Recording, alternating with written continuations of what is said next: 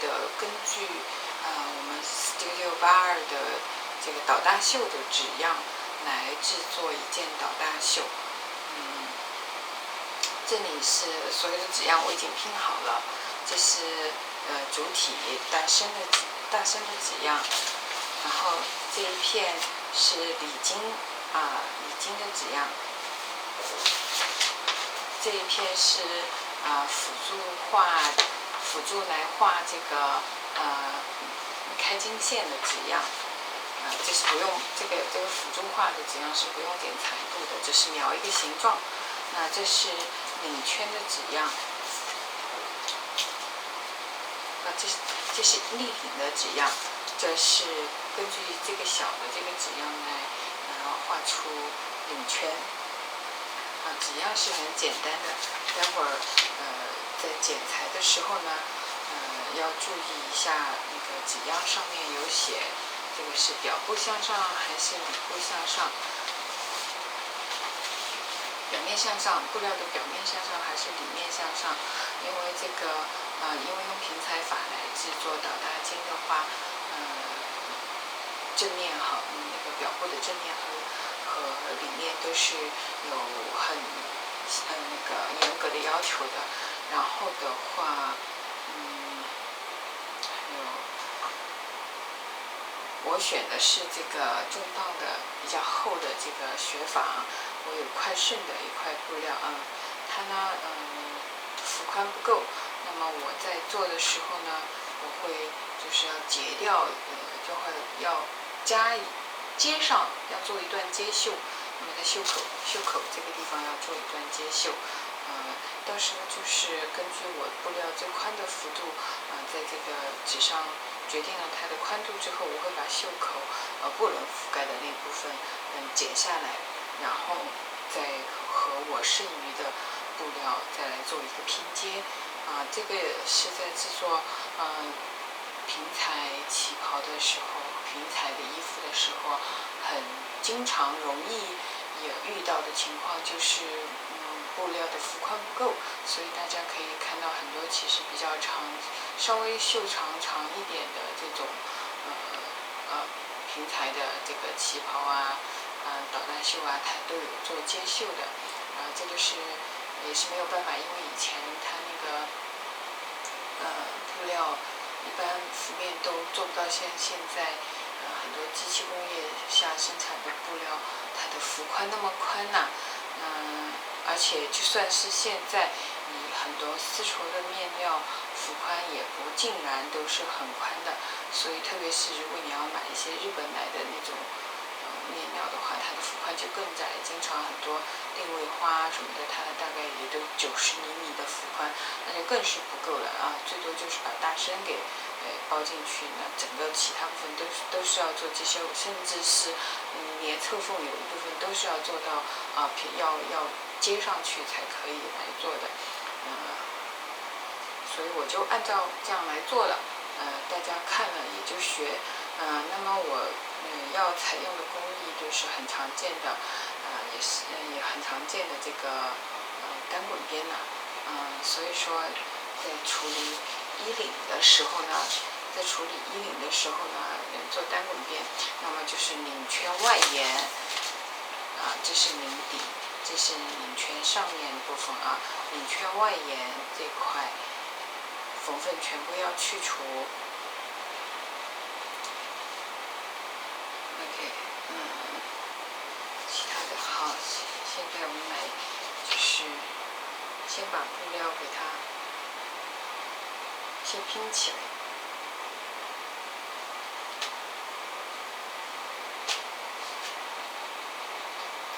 做平裁呢，它有不同的，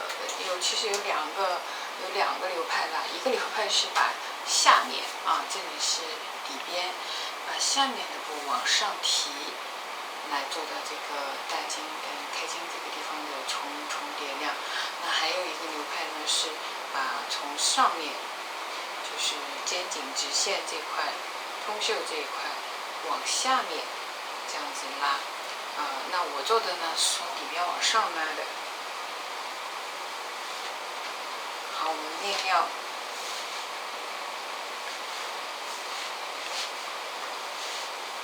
面料都要先做缩水处理啊，缩水处理，并且要烫平，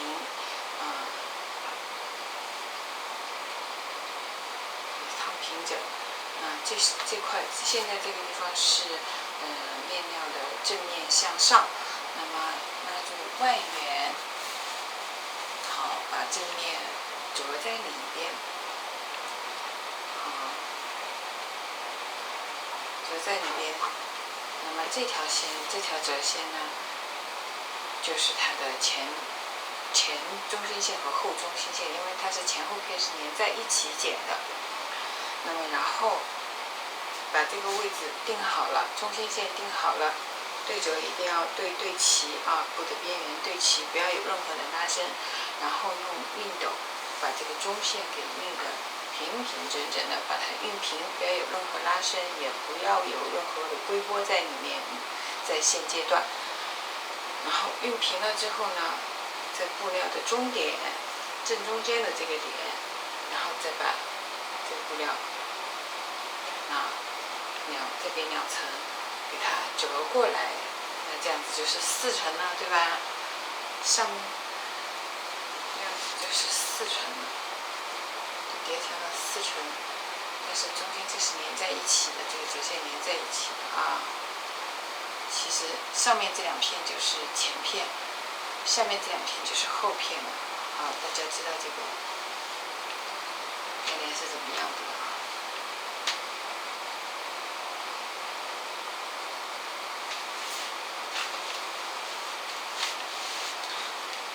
然后这个是大身的纸样，这里是底边，这里是袖子，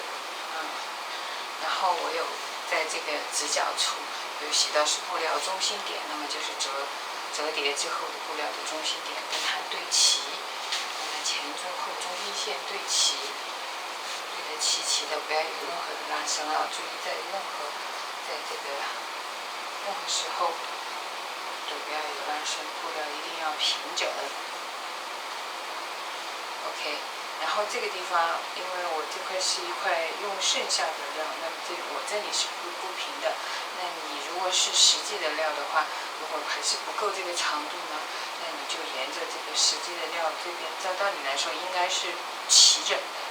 然后你就沿着这个齐整线，把多出来的这个没有覆盖到这个袖口的纸样给它剪下来，然后再去拼一块布，把它接在这个地方。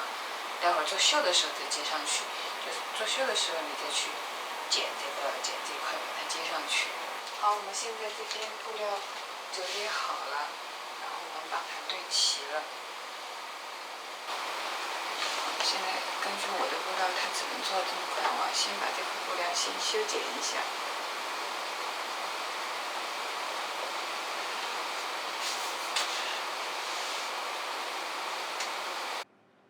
但是布料幅宽够的这个同学就不用修剪，有我这一步接袖和修剪布料的这么一个过程了大家就是先学一下，你以后如果碰到这样的情况，也可以这样操作啊。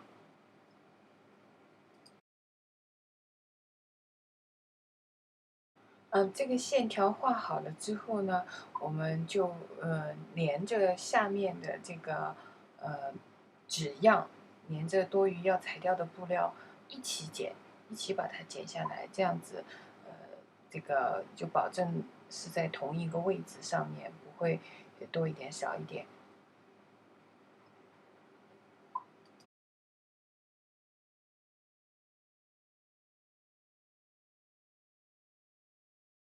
一起剪。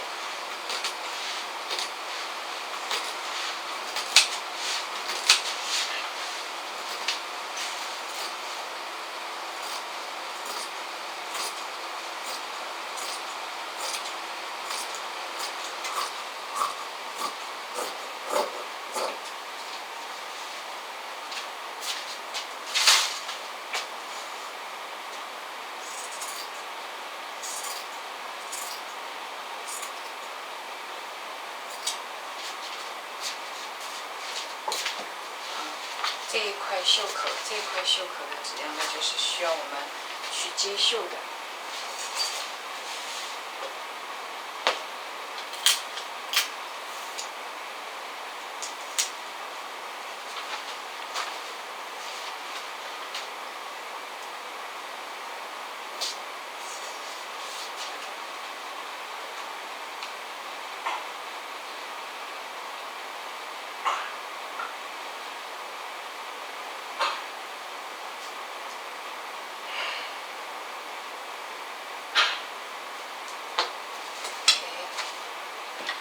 现在。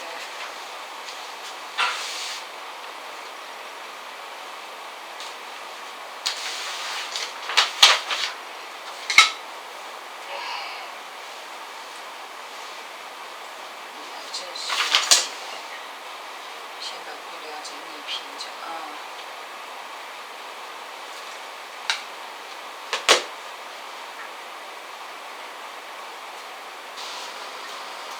好，现在这个是底边，这个是布料的中心线啊。刚才说这是底边中心线的最底端的部分，那么就是把它翻起来，上面2层连在一起的翻起来。然后在距离这个底边中心线的地方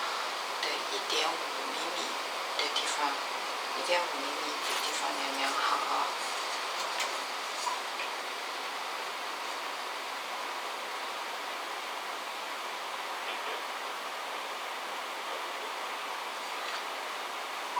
捏住，把这个中心线移到这，也就是把最上面这一层往下拉。最上面一层往下拉，好，捏住这个新的1.5厘米的点，好，这个地方捏住，然后下面这2层呢，也是在倒数第2层，也就是第3层，距离这个中心线折痕的地方1.5厘米的地方，把它捏起来，这是新的中心线。然后把最下面这一层，从这边把最下面的这一层第4层往后拉，往这边后面拉，然后再把这个上面2层、下面2层这个新的这个中心线的点2个合起来，把整块布料给它理平。那么会出现什么样的状况呢？就是第1层和第4层布料，它们都会稍微倾斜一点，倾斜造成的最后的结果，你整理之后，整理平整了之后，它们造成什么结果呢？就是这个肩线这个地方，最外在这个地方，实际上它就是2层。因为你把第1层和第4层都往后面拉了，这个外面这一层本来这里的肩线，肩袖连线，它们2个是合在一起的，这2层。它们2个就是等于是合在一起的，但是因为你把第1层和第4层往后拉了之后呢，这里就会有个这个布料等于就是斜过来了，然后这里最外面的这一层和里面的这一层，它就有一个空隙了，2个肩线它就有一个角度出来，就不是一条，就不再合在一起是一条直线了。这个我说可能还比较抽象，那么你自己做一下，跟着我的步骤做一下，你就会明白了啊。然后我们要把这里再整理平整。你也可以，就是最简单的办法吧，那当然就是这里用这个这里用大头针固定一下。然后在这边，因为你看上去好像不是一条直线，是因为我把前片胸部的地方我做了一定的拨量的处理，把它拨出去了。你也可以在后面的步骤剪好了之后再做龟拨，胸部和腰部还有胸腰臀的龟拨。那我个人是都可以，觉得都可以的，不会有什么太大的区别的啊。只要你不忘了这个步骤就行。那现在这里就有一条新的折线出来了啊！前面这边我已经量好了。那你如果这会儿还没有做的话，那这里也是一条斜，因为底边的这个线已经变了，那么这里就会有一条新的中心线出来，那你再把它熨平整，然后好，这里可以看到啊。这里把第1层和第4层推开了之后，你看，它们2个就有一个，这里2层就分开了。本来它们是在一起的，但是因为把第1层和第4层往下拉了之后，这个肩线它就不再重合了，它就有了一个空隙。这个地方，这个空隙的量，最后就是把前面这一片就是最后要覆盖拉下来，覆盖那个开襟处的量，就是这样子的。然后在底边这个地方，你可以看到往下拉了之后，这里就有个角度出来，就斜过来了，就是第一片和第四片就伸出来了。这一块是辅助，然后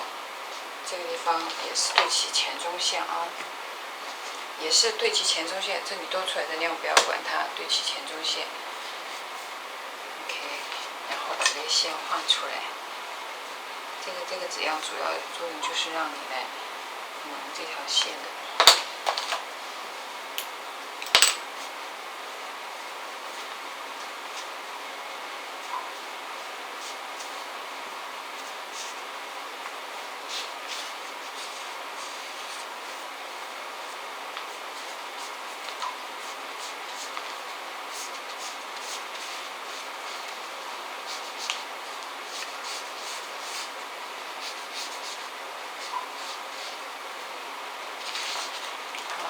线画出来了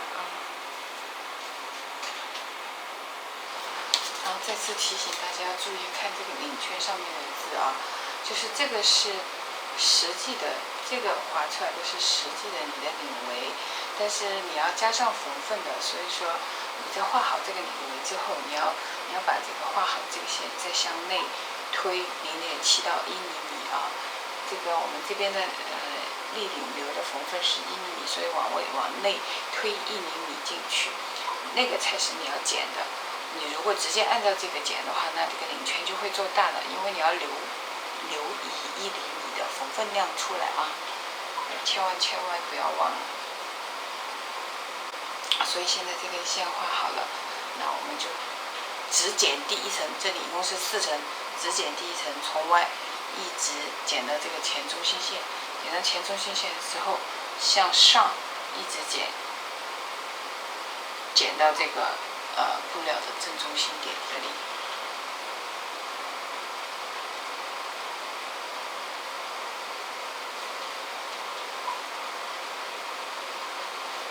然后我们先暂时不剪，我们先把，就是为了待会儿好操作，我们先把这个领圈的这个地方给它画出来。注意对齐这个最齐的是这根直线，不要把后片也给画出来了。好，把这个领圈先画出来，领圈先画出来，因为我们要在这个领圈里面划一个 Y 字形，帮助我们剪。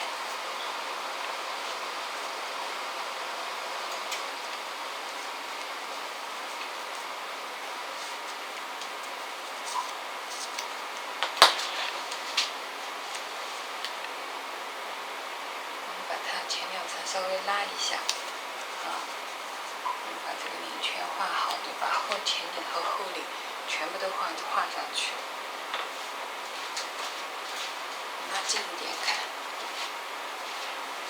好，看这里是这根直线，然后这个我把前2片往下拉了一点，拆开拉一点，这个地方是肩颈直线我们为了把它全部画出来，所以说我们先把它拉下来，布料拉下来一点，然后把这个领圈的给它画出来。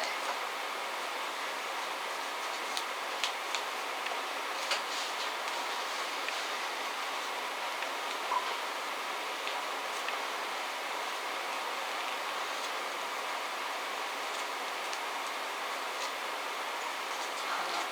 领圈画出来了，那为了大家好看得比较清楚一点，我把这个肩颈直线这里也画一根线方便大家看。实际上你是不用画的，可以看到。然后我们现在在这个部分，在领圈这里向内推1厘米。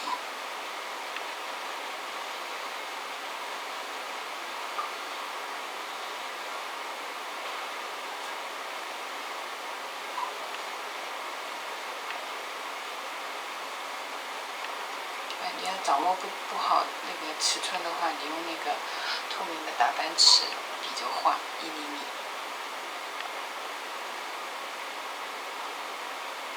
好，然后在这个推进去的1厘米的这个圈子里面，我们写一个 Y 字，写一个 Y。好了，然后我们把它从这个布料的中心点再归位，归位固定。好，我们现在来剪，从这里只剪第一层，千万不要剪错了，只剪第一层，不要有任何的牵拉。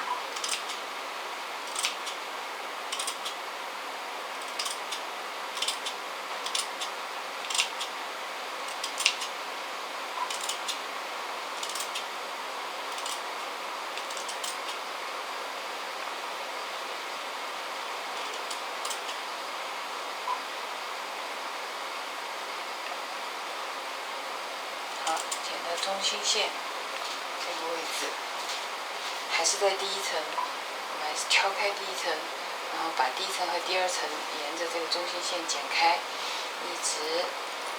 剪到布料的中心点一直剪到布料的中心点。好，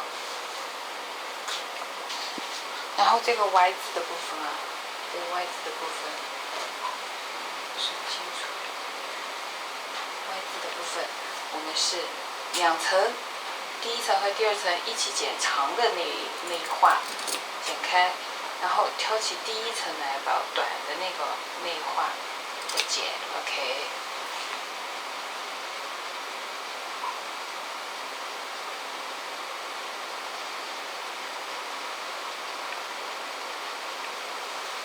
好，接下来我们要做的就是还是比较重要的哪一步呢？就是要把大筋的这一块、开筋的这一块，把它做一下龟波的处理，然后把它总点量做出来。我们现在这边是已经剪开了，剪开之后我们把它翻开，翻开可以看到那么第二层这里是只有1剪，这里是一个剪开的 Y 字形，剪得比较开了。那么对于这一片呢，我们就是往外拉，往外对它进行拨的一个处理。然后对第二片的这个只剪了1段部分呢，我们是往里拨，往里归，做一个缩的一个处理。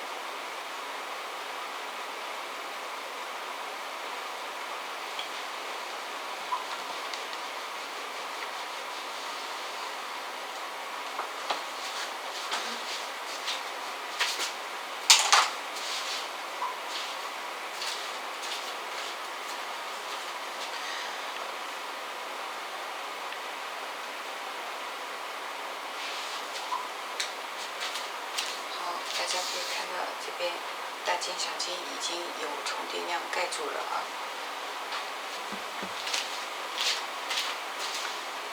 看到这里大筋小筋已经有重叠量了，然后这边龟波处理之后，这里伸出来0.6厘米左右的样子，然后我们把它与前中线齐平，再烫一下。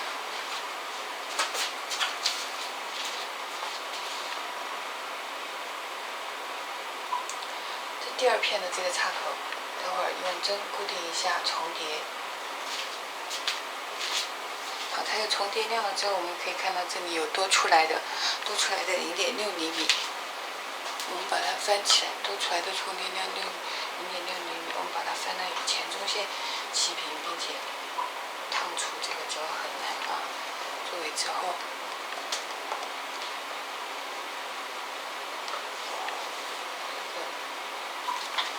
参照，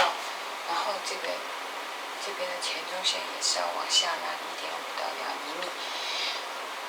然后在做龟波的时候，这是一个参考值。好，我们把这个布料整理好之后，然后把这个大身的纸样摆在上面，对齐它的前中心线。对齐前中心线就可以了。此时的肩颈斜线的布料其实是一条斜线，已经不是纸样上所显示出来的直线了，是被盖住的。不要管它，然后我们按照这个边缘把轮廓线给它剪下来啊。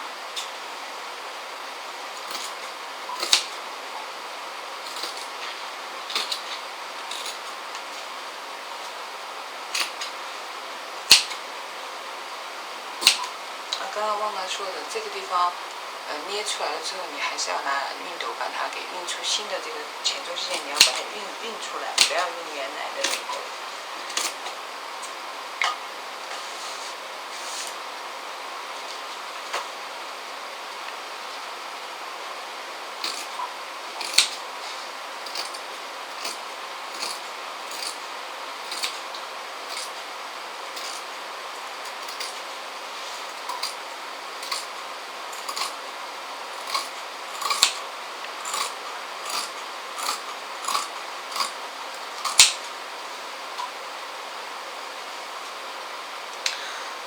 然后还有一个注意的就是，因为我是要做滚边的，所以从岔口指点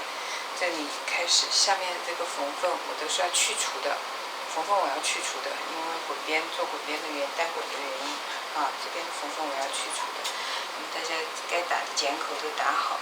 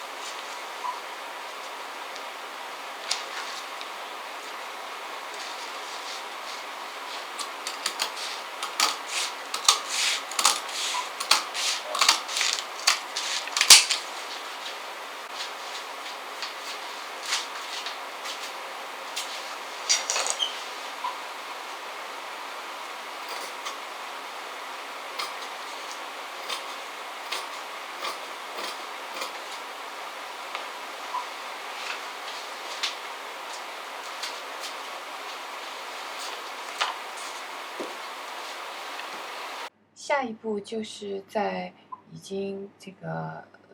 处理好，就是龟波全部处理好、开筋剪好的纸样上，重新画出领窝，然后把领窝给剪出来。这个时候你可以比对一下，那这个领圈纸样这里注中间靠上的地方，这里是有根直线，这个才是这个肩颈直线啊。后面的这半边是这个后片的，所以说你要把它比对一下。然后重新在这个已经归拨好的这个一片上面，对其他的肩颈直线、前中线和布料中心点重新画出领窝，再进行剪裁，再把这个领窝挖出来、剪下来。千万不要剪到下面去啊！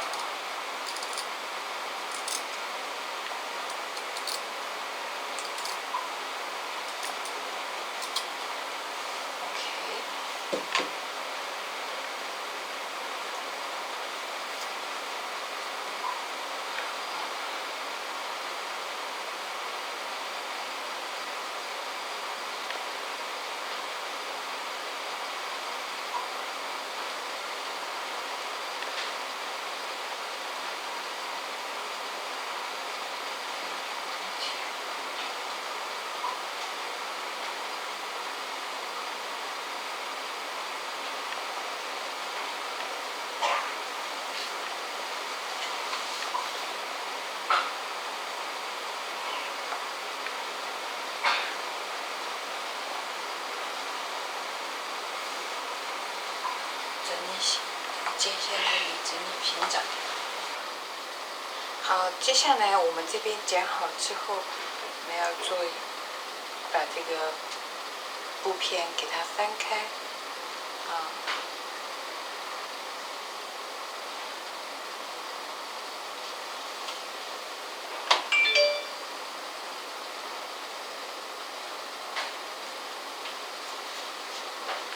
翻开翻成前后，在这个小筋这里我们做好了记号的，然后我们把它翻开。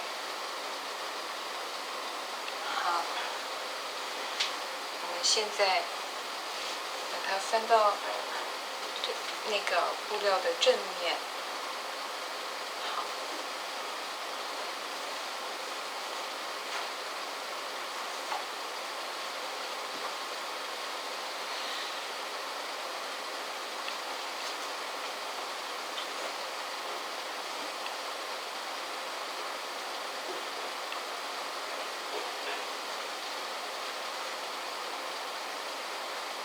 好，根据之前的量把它重叠起来。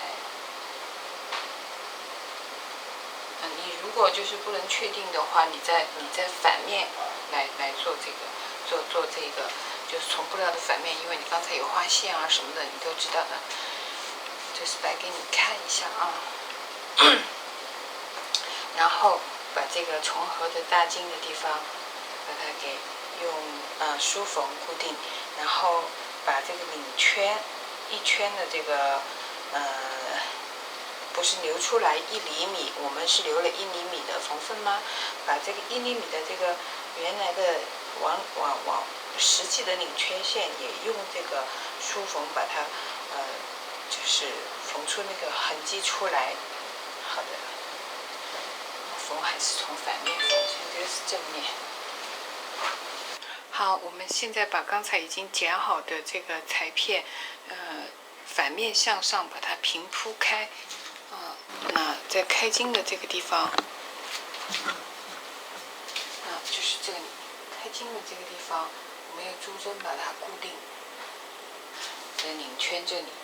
在这个地方是要往下拉的，大家不要忘啊，是往下拉1.5到1之间的距离。然后用之前这个领圈线比一下，之前你折叠的时候、剪裁的时候，是不是剪的圆顺了？领圈稍微修整一下，然后画出这个1厘米的，就是往外推1厘米，画出实际的，根据这个领圈的这个纸样画出它实际的这个领圈线，然后也继续进行这个梳缝。这个梳缝的主要意义就是在于，接下来我们的缝纫当中，让它不要就是散开，那么有助于你定位啊，有助于你的定位，不至于就是拉来拉去的把它给拉变形了。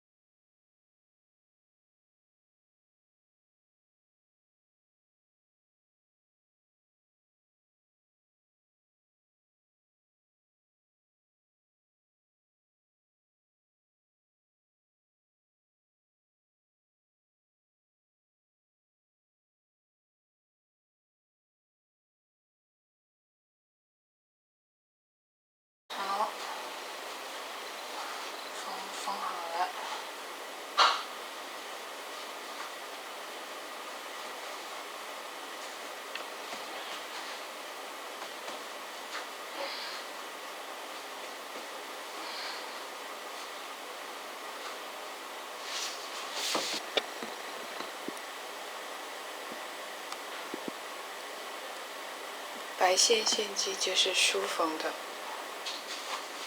这个先放在一边啊。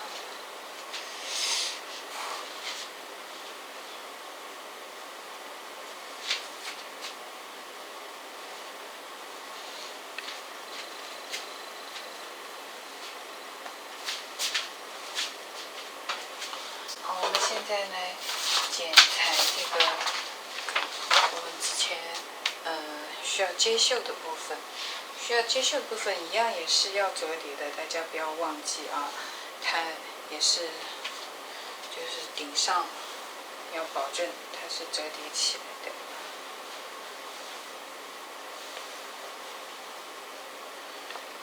也是正面朝内，也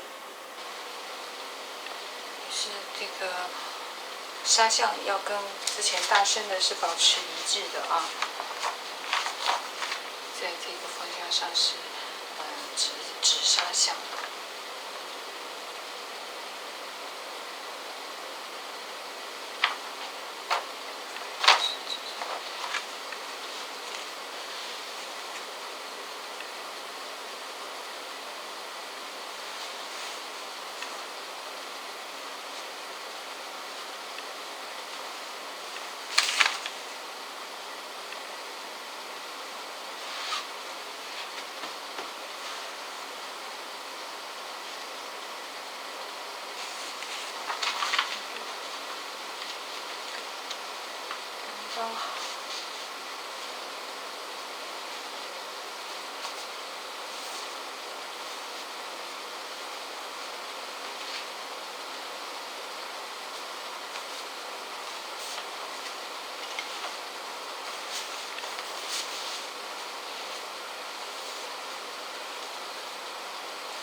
好，依然保持这上面这块是不剪开，是折叠起来的，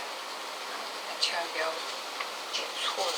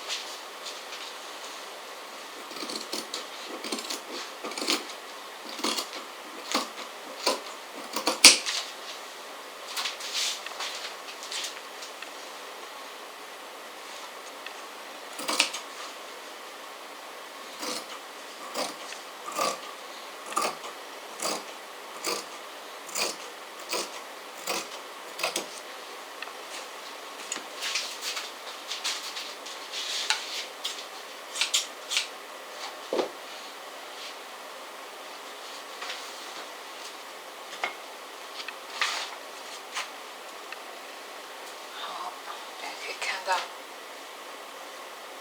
是反面，那就在这里进行接绣的缝合。所有的这种接的地方，也是先要那个烫铅条，然后在那个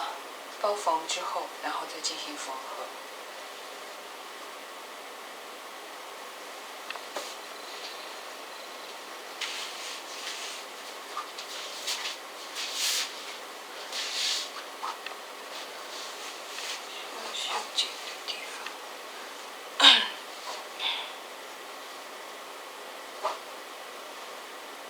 先来处理接绣，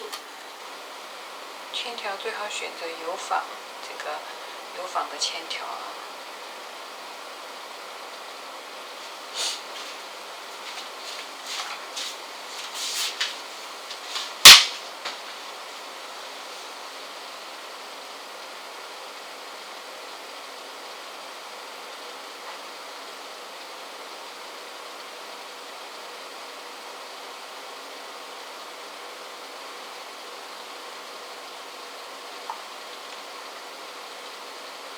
铅条不要拉扯，铅条的目的呢是为了定型，你拉扯的话，就是让它变形了。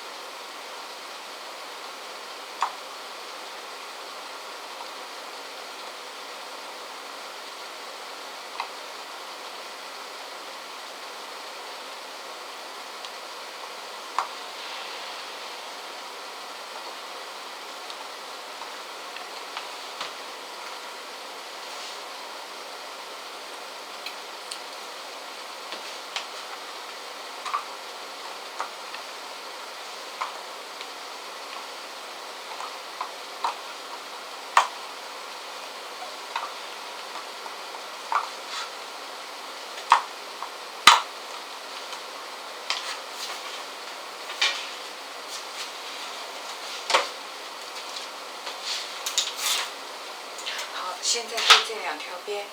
进行包缝处理。包缝机啊，从正面包缝。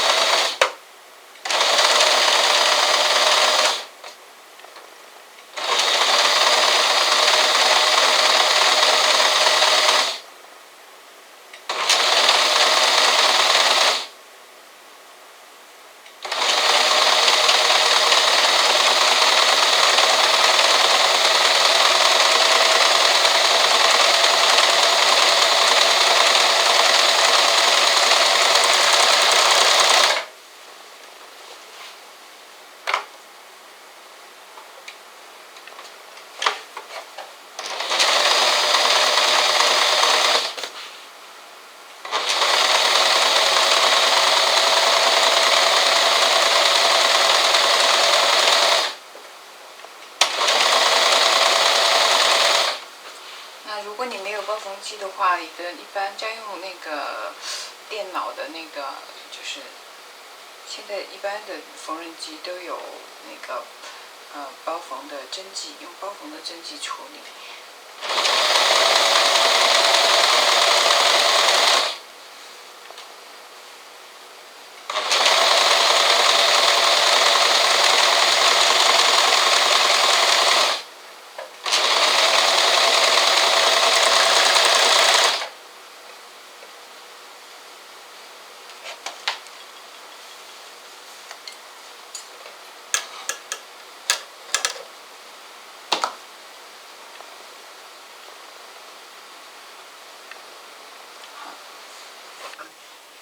接下来对齐2边缝合这个接绣的部分。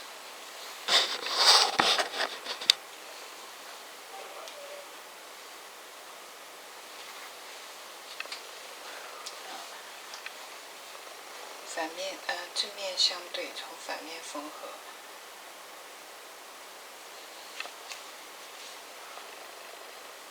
做缝看你自己留的是多少了。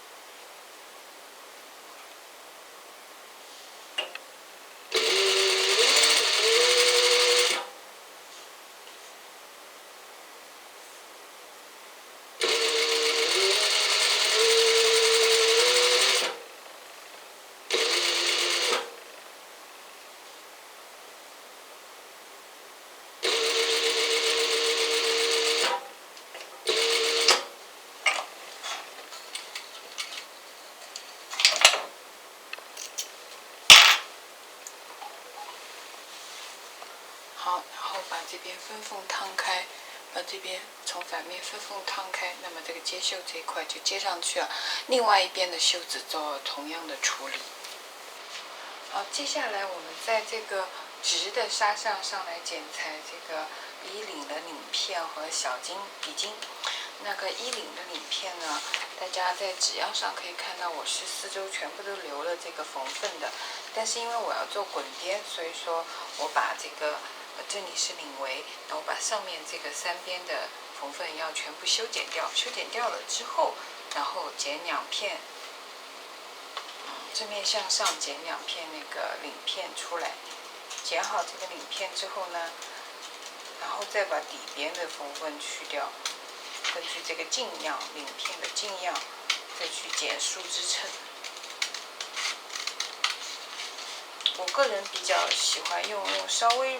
软一点的那种布衬的树枝衬，就是树枝衬稍微软一点，不是特别挺的，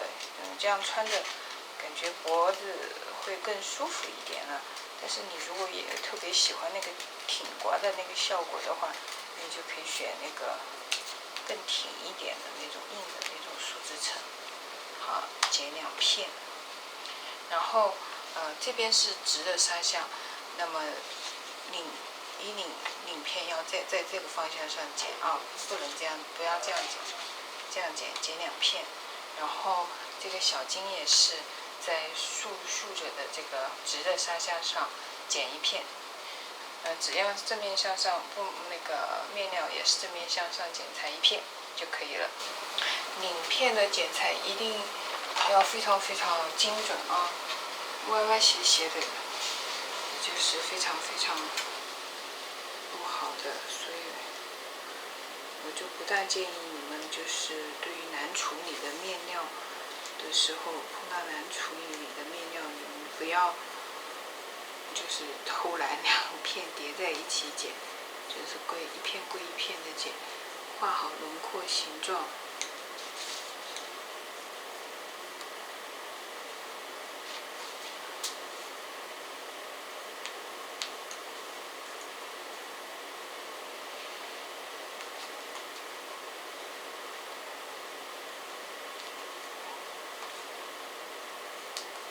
布料不要拉扯啊。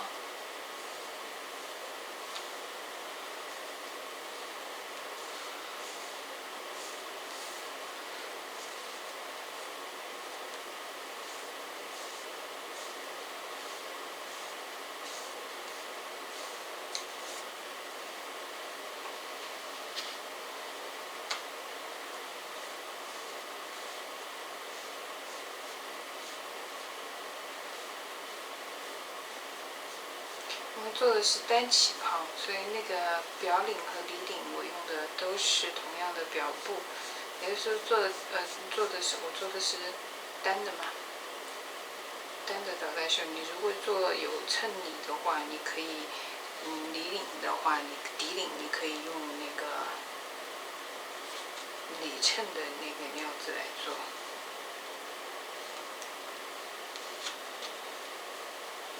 以后我也会做一件的，但是今天这个是，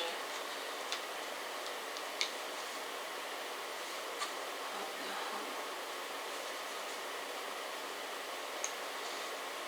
标记画好，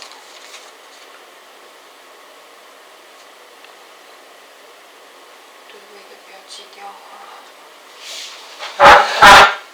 做旗袍还是要有耐心的啊。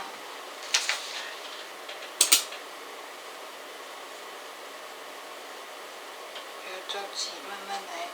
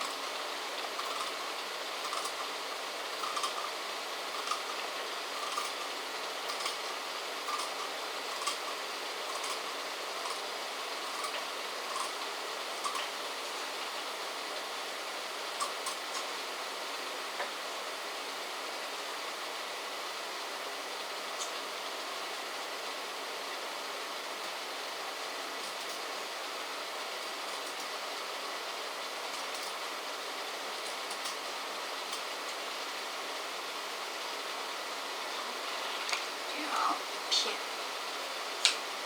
再剪一片。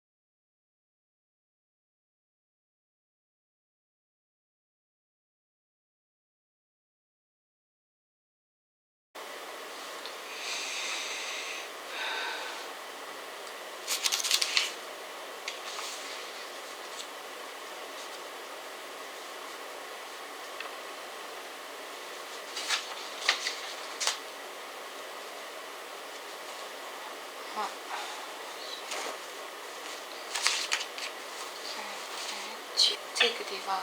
就是前领，这个地方是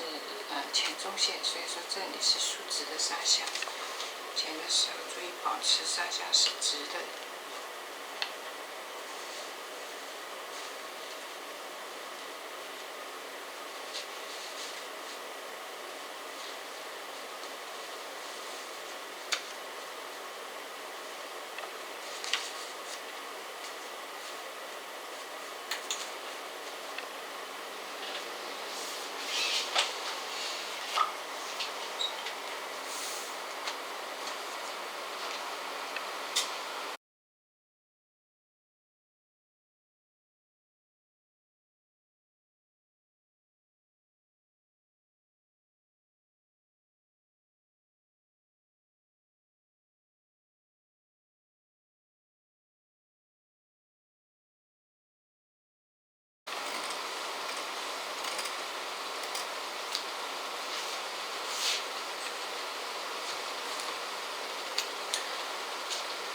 对位点的记号要记清楚。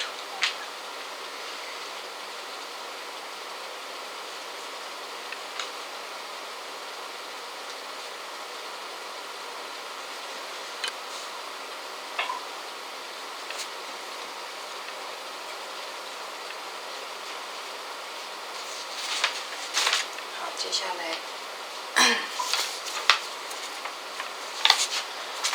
下来我们就是把这个底边领片底边的缝缝去掉，减数支撑。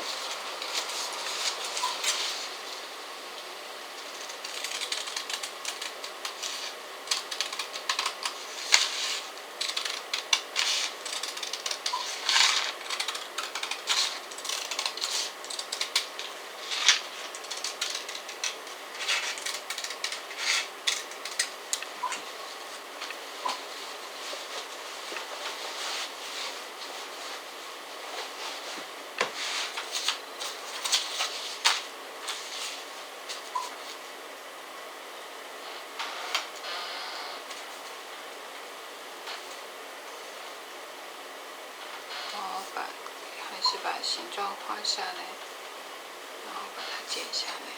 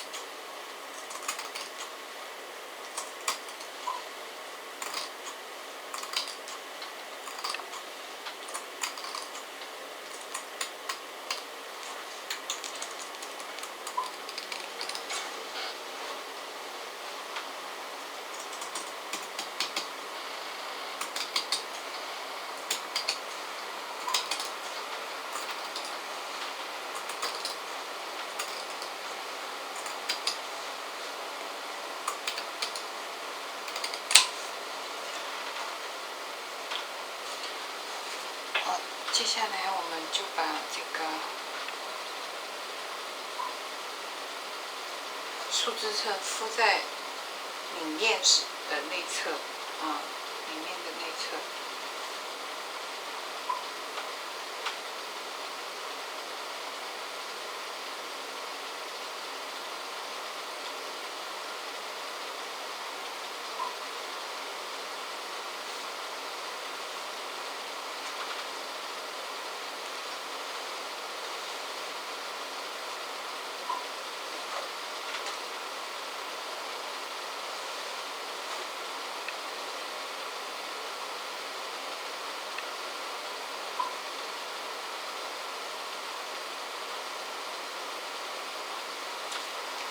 树脂层的手温度高一点。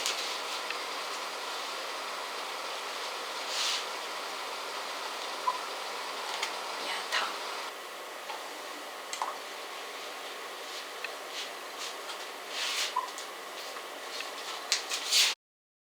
树脂层烫好之后，现在把领面和领米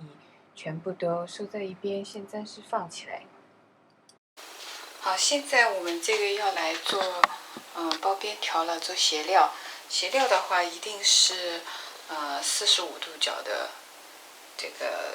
裁剪这个斜料，一定要保证是45度角。比较常见的现在就是改进过后的呢，它都是45厘米乘45厘米，这样一个正方形，然后对角线画好了之后，你按照你需要的这个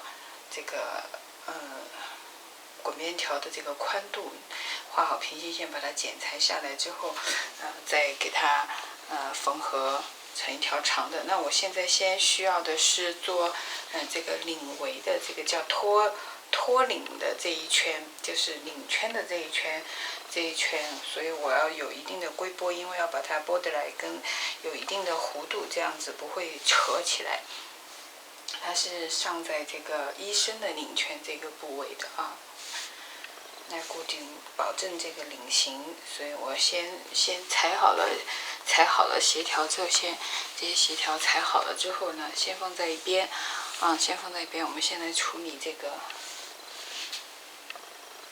那么它的宽度呢，我要做的是0.7的。完成宽是0.7的滚边，那我这边要做的用机缝，我就用机缝的。机缝的话，那么里边要比外边多0.8厘米，那就是0.7乘以2加0.8乘以2，再加上0.4到0.5的这么一个折叠之后的布料的这样一个宽度，所以这层宽是这个滚条的宽度是3.4到3.5之间的现在我们因为要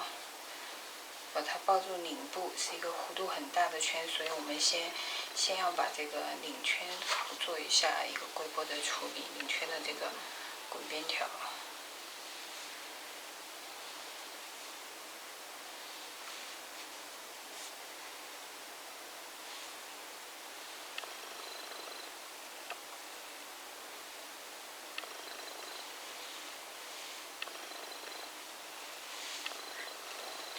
领圈这个滚它都是直接它还需要上领，它不像别的部位的滚边，它这边只需要做一半就行了。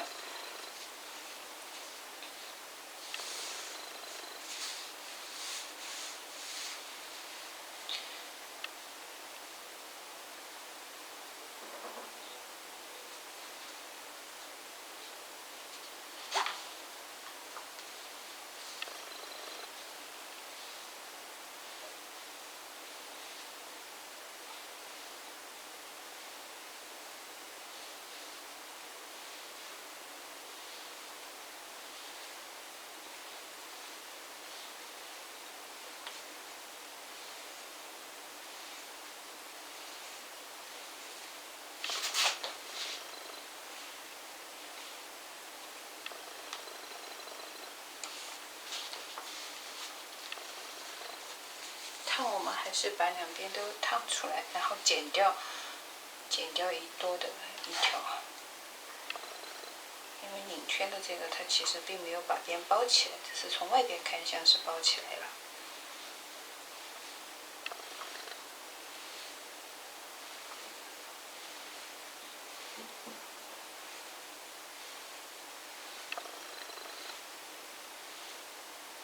就烫中缝的时候，一边比另外一边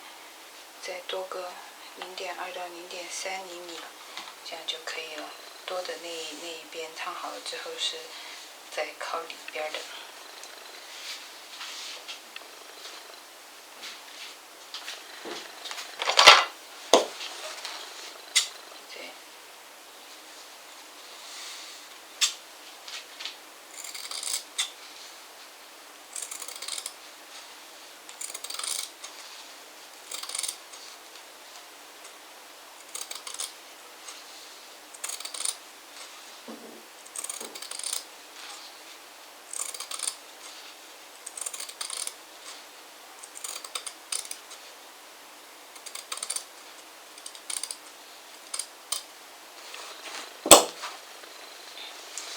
好，现在是三条，这样可以看到啊，只保证一条就行了。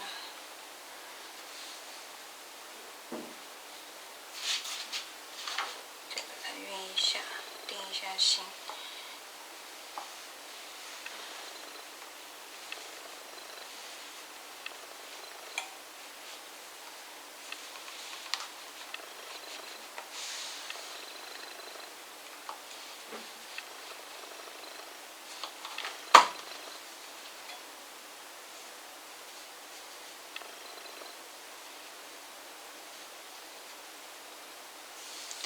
那么，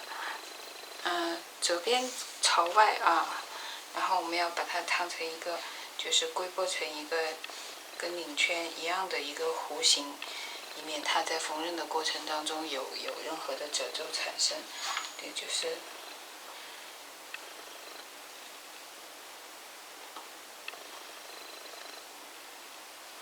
先弯着。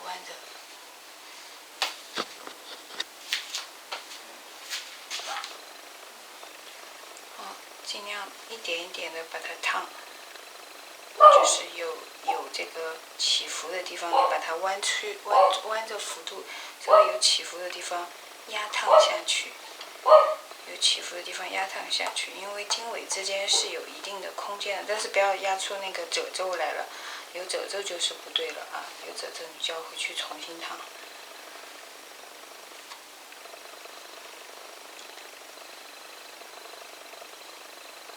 多烫几次，成为你要的，不可能一次烫好的，一点点的把这个弧度给它压过去。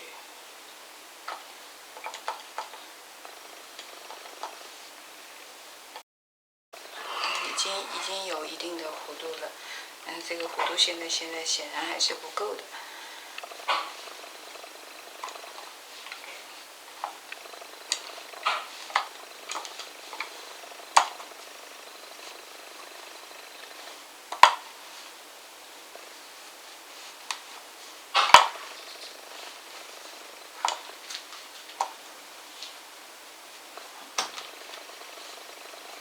已经是有一定的弧度了啊。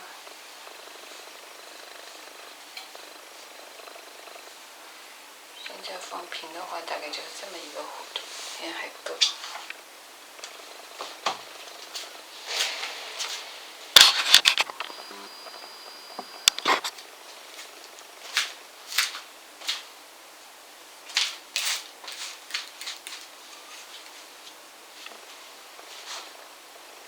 喷点水。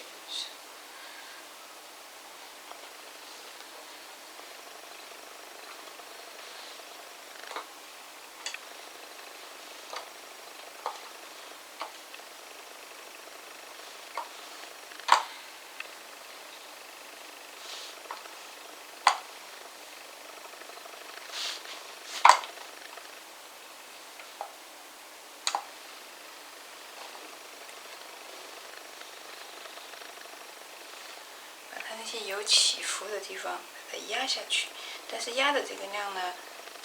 你不要一次弄太多它就会有褶皱，一点一点的把它让它给归进去，你次弄太多，它就会那个一次性弄太多，它就会有褶皱出来，这就不对了啊。一点一点的，这种一般都会烫进去的。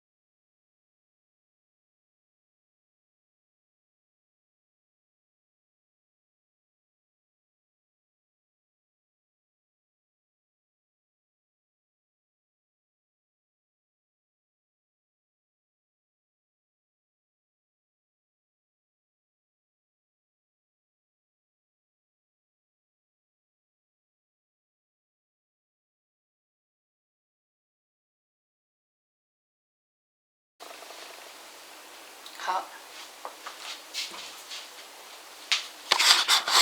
好，现在我们进行医生的龟波，龟波好了之后，再侧缝烫铅条，用零头烫铅条。首先是叉口，不管长的旗袍还是短袄啊，叉口下面4、5厘米。一直到腰部到臀部的地方呢，都是要往上一个龟，就像刚才我那个烫那个领圈的那个滚条一样的，有一个龟拢的这么一个动作，要龟着烫，然后在腰部呢要拨开烫，把它就相当于把1厘米的布要烫成2厘米，这就是拨着烫。那么龟着烫就是要把3厘米的布烫成2厘米。明白我的意思吗？就是龟的时候呢，你看到你要把布稍微往上挪一挪，然后有一点点起伏起来了，那么你烫下去呢，把它烫平，就没有那个起伏了，而不是把布这样扯平。好，这样子的话，这样子来处理的话，叉口就不会这种呈外八字形叉开啊，那么出现叉开的这种情况，那么我们先烫后面，再烫后片，再烫前片。烫完一片了之后呢，就是后片烫完了之后呢，左右的剪口叉口要对一下，看是不是就是因为你在做龟波的时候，你有可能就是烫的不一样，那么你一定要边烫边比对，你有任何就是不对称的地方，你可以及时的这个纠正。左右比对了同一片，后片左右比对了之后呢，前后还要再比对啊。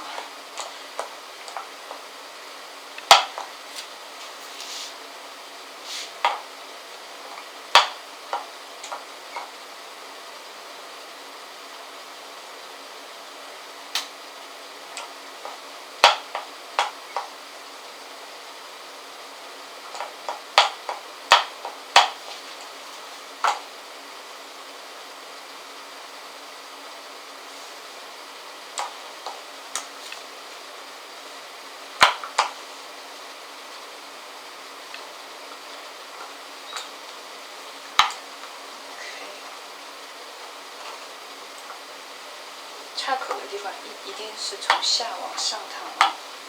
方向一定要搞对。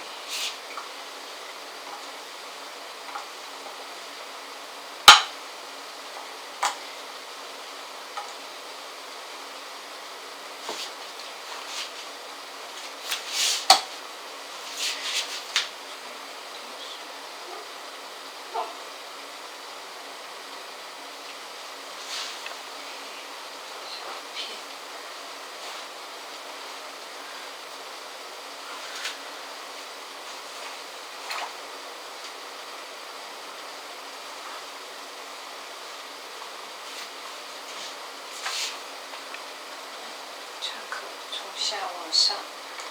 平行规的处理。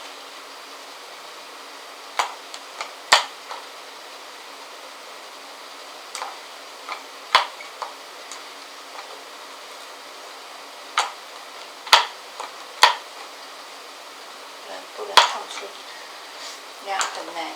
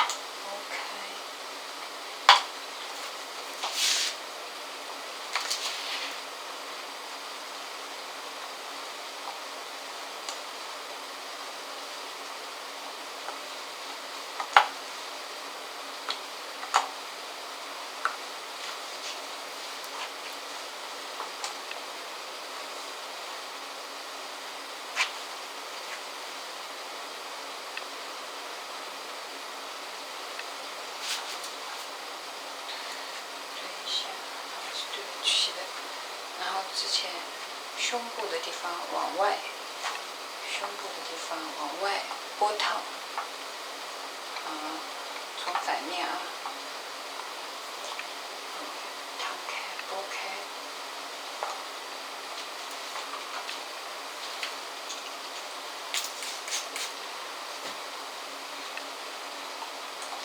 你可以用那个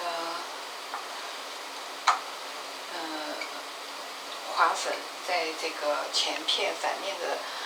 中心线上面做出一个大概的胸部、腰部和臀部的记号，这样子你就知道，这个拨的时候该拨到哪里了。在这个方向上，在胸部的这个方向上向外烫，烫出去的这个前中线就肯定不能是一条那个直线，这就代表你对了。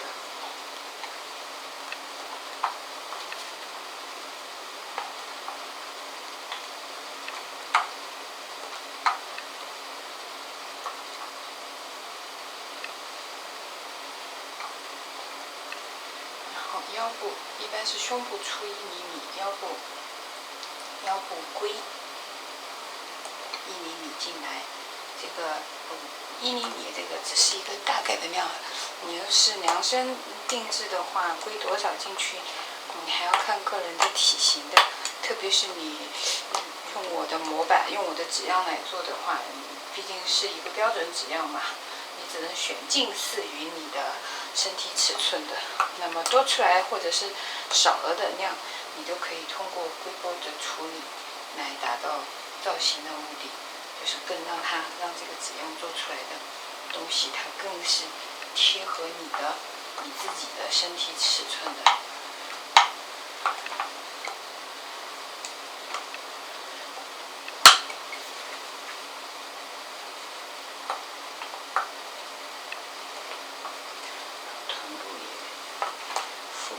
腹部这一部分，然后后片的臀部往外出1厘米，往外出1厘米，腰部向内进。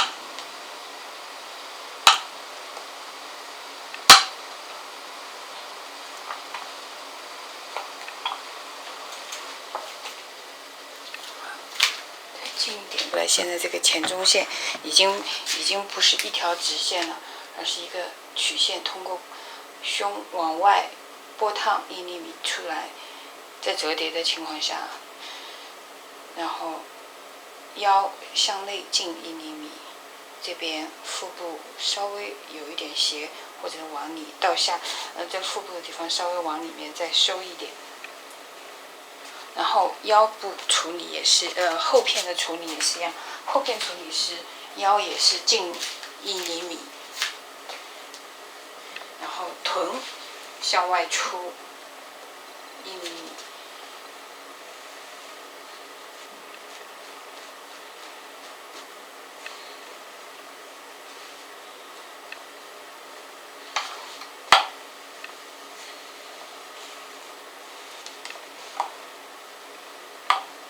这边因为我之前在剪裁的时候就已经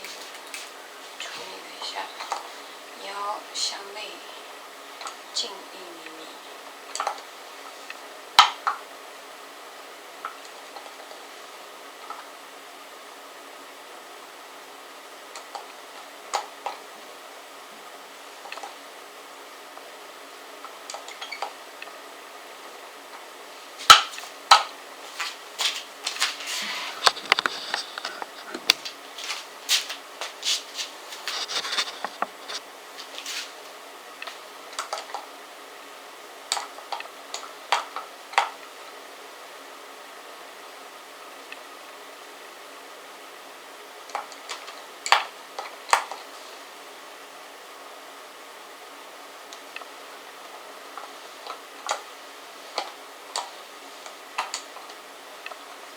向外出1厘米。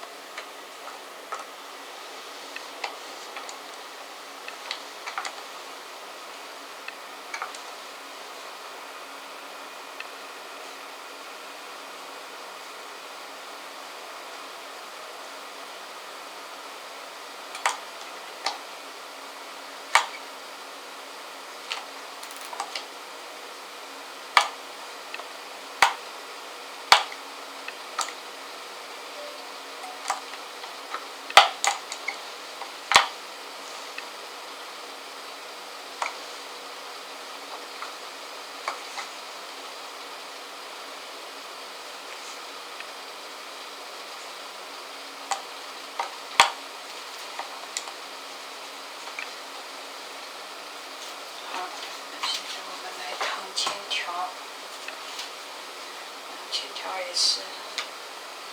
在这个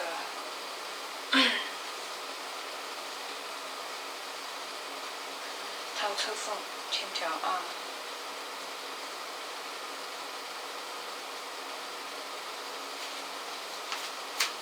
然后车缝岔口往下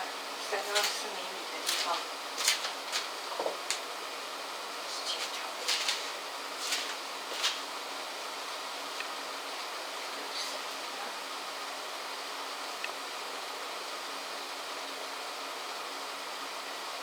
从下往上烫，有些人处理这个滚边的时候的缝缝不是要去除吗？有些人是缝了之后再修剪缝缝的，这看个人习惯啊。铅条在烫的时候不要拉扯啊，铅条的主要目的是定型。刚才那些拉的地方都是要定型的地方。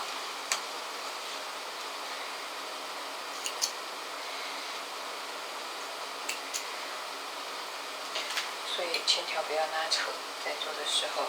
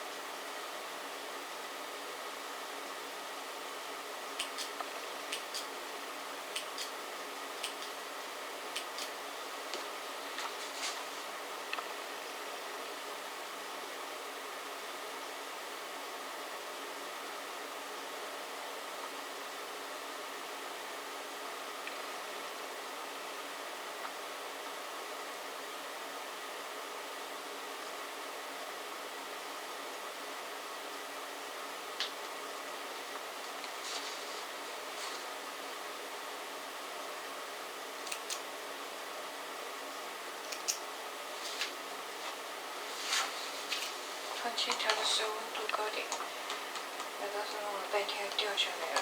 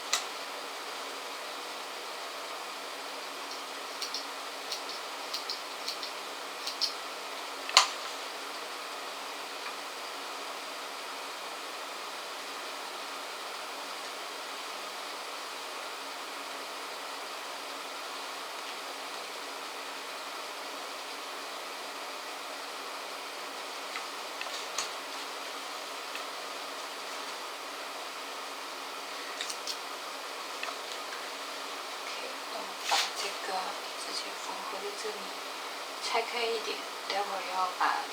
侧缝和袖底进行一个包边的处理。拆开一点，做包缝处理，待会儿要。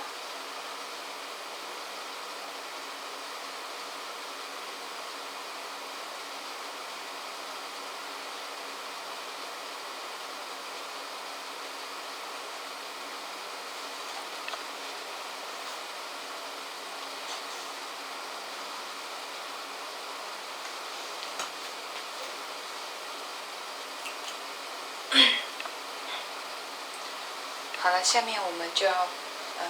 在进行下一步之前，就是把刚才包的边的侧缝部位，只做侧缝部位的这个包缝，一个是侧缝，然后一个是袖底。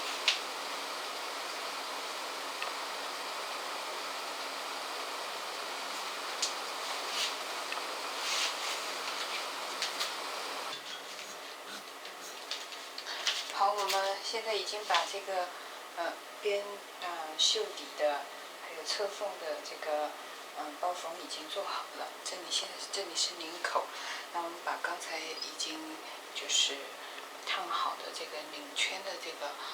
滚边，那么让它正面与领圈的正面相对。好，我们不是这样子一烫的吗？对吧？然后把短的这一边围着领口，前面稍微留一点出来啊，围着领口，沿着之前做的这个领圈的这个梳缝的记号，我们用手针再把它梳缝在这个领圈上面，正面相对梳缝。好，大家看到这里领圈这里已经上好了。领圈这里已经上好了，最边缘的黑色的这个部分是之前我们用这个梳缝留出的缝缝。那么这个包边滚边条呢是沿着在这个梳缝的缝缝外侧来缝的啊，千万不要搞错了。然后再折过来了之后呢，然后这个包边条的表面翻出来了之后呢，它是跟那个留了缝缝的领圈是齐平的。好，缝好了之后，我们把它熨烫平整，熨烫下来平整。然后我们来处理这个小筋的部分，底筋，我们来处理底筋。这里是底筋，那么底筋，待会儿我们要先把这一圈，做好这个包缝，然后底筋的这边也是做好包缝，然后并且要烫好铅条之后包缝，然后把这两片缝合啊，这样缝合。然后同时，另外一边就是我们的大筋这边，大圆筋这边啊，这边反面也要烫上，我们都是单起泡，这边我们也要烫上这个，烫上铅条，烫上铅条啊，并且然后要在这个弧度的这个地方稍微有一点点，就是龟的这么一个熨烫，让它稍微缩一点点。啊，对，还有就是这个把这个底筋和右边的这个小筋缝合了之后呢，这个外侧的这边，你可以选择做包边，同样也做包边，那你也可以选择就是直接折的。直接折进去进行缝合。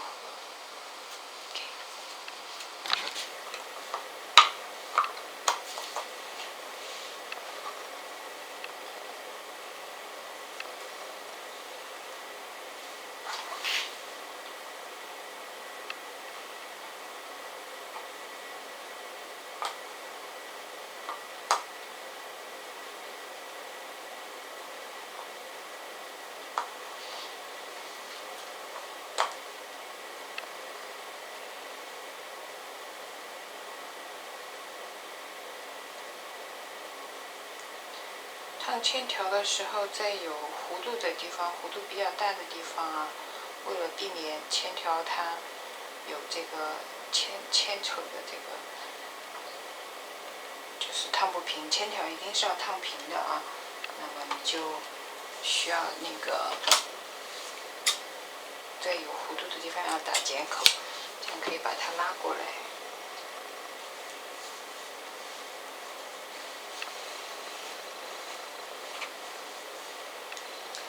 然后这个是大圆筋，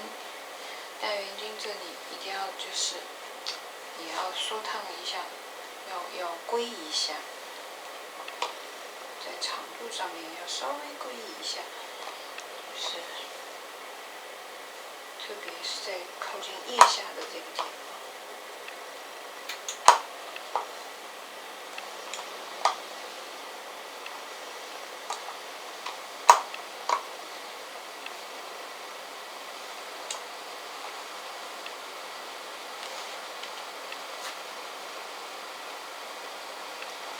铅条烫进去。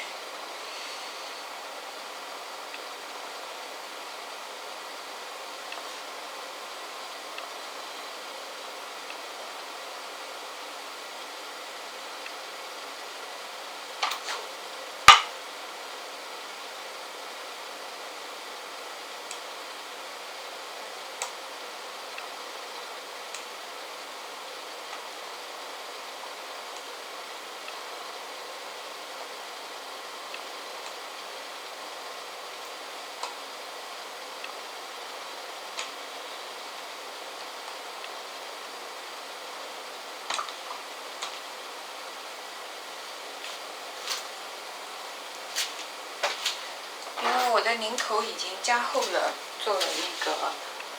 托领，所以不用再烫铅条。但是如果你没有像我这样子做那一领口的那一圈的话，那领口你也需要烫一下铅条的。底筋的铅条，底筋的侧缝也是要烫的。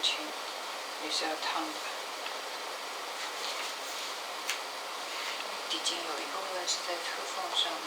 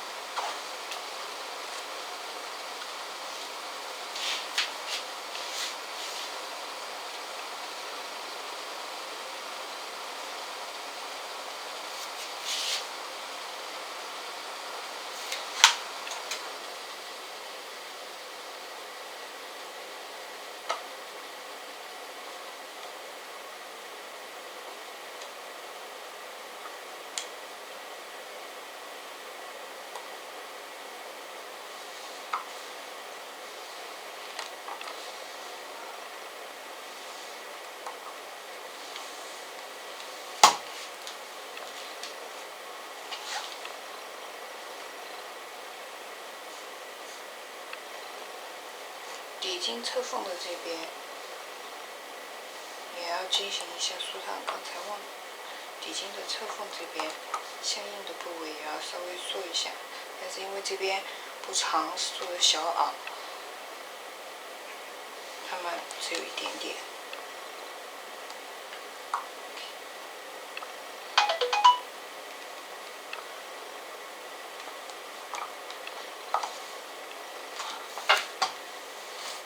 接下来就是缝合底筋的侧缝，先不要缝合，只缝合这个与大身相接的这个弧线这一块。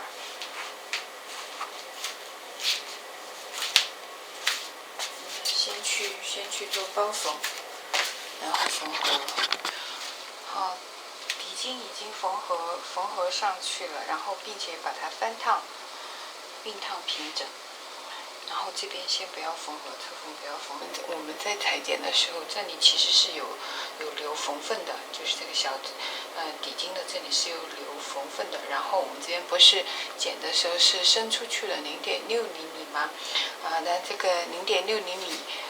因为我们做包边的原因，到时候是从领子的最外侧一直这样子包下来，所以说这边我们要把它修剪掉，这边多的这个缝缝。要把它修剪掉了，然后再进行，然后上领之后进行包边，然后再顺着沿着领外缘一直包到这里。接下来的一步就是我们把那个领面先上到这个领圈上去，中间的剪口对齐了之后，朝两边上，然后再稍微扯着一点让整个领子有型一点，稍微有一点扯一扯好，现在我们把领面已经上在这个领圈上面了，大家可以看到这边一定要上的平整，然后把多余的这边的缝缝剪掉了，因为我们做的是滚边。现在领子已经立在这里。好，我们现在是上领里已经敷上一层可溶衬了。然后做好了中线记号，那么在这个领面的这边反面向上，然后好，然后在缝之前呢，先把这个缝缝扣烫进去，先把领圈的缝缝在底领上面的领圈的缝缝是这样的，扣烫进去。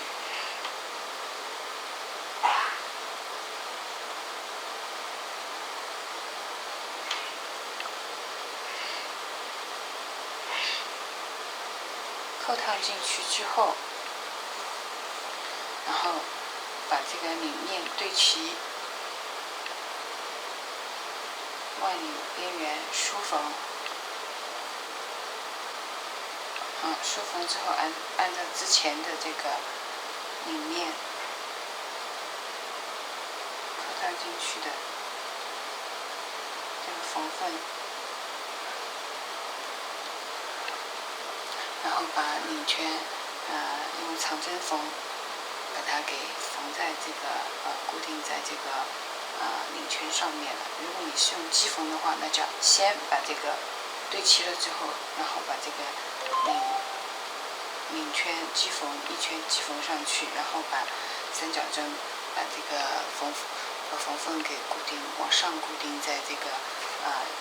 领面上面，然后再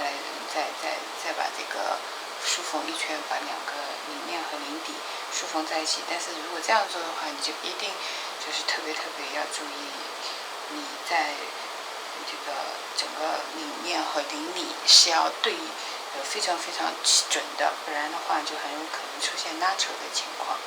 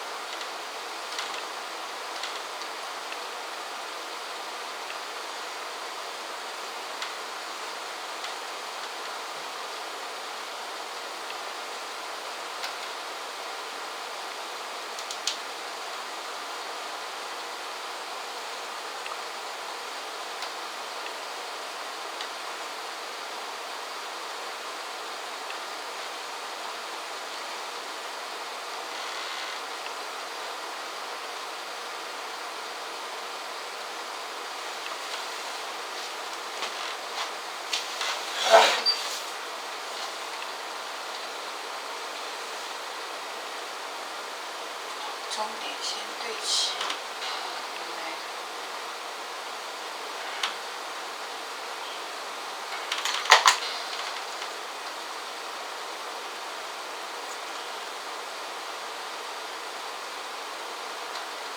缝的时候领里要扯着一点，这样子帮助它让外领形成一个弧度，底领紧一点，外领松一点。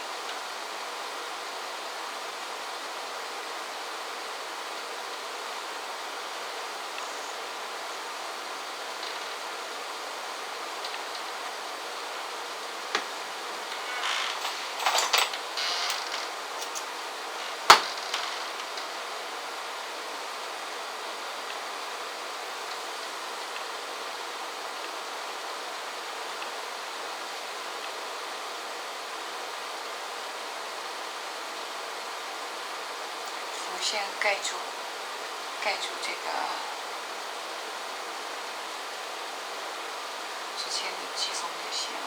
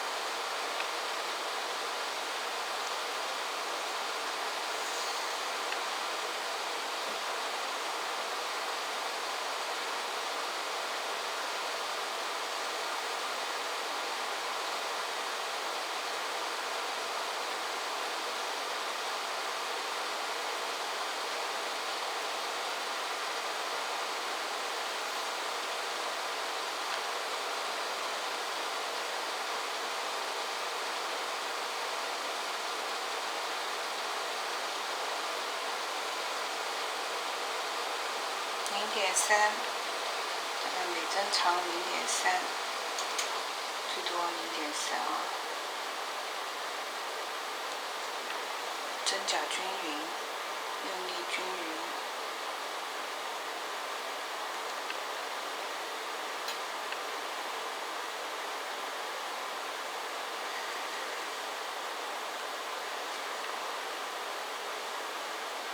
扯这一点。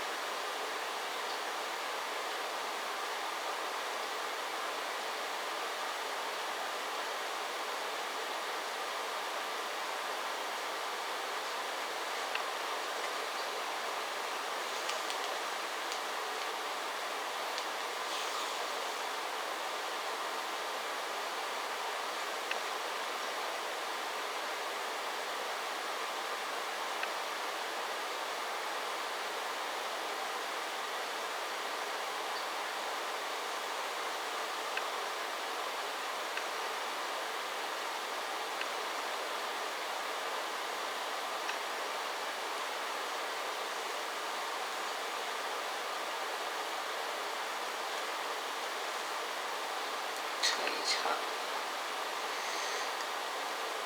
稍微用力扯一扯，让它有一点紧一点，可以形成一个自然的弧度。就这样缝下去。好，这个衣领已经上去了，接下来我们把这个缝缝导向领面一侧。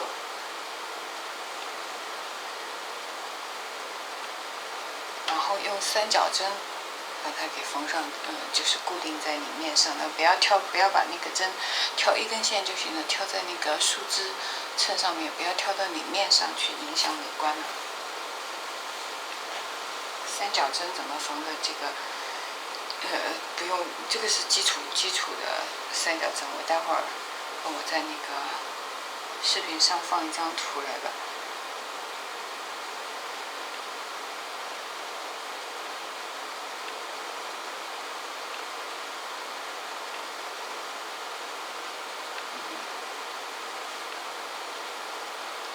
不用缝得太，就是不用缝得太密，主要是让那个缝缝导向这个，主要是要让缝缝导向领面这一侧。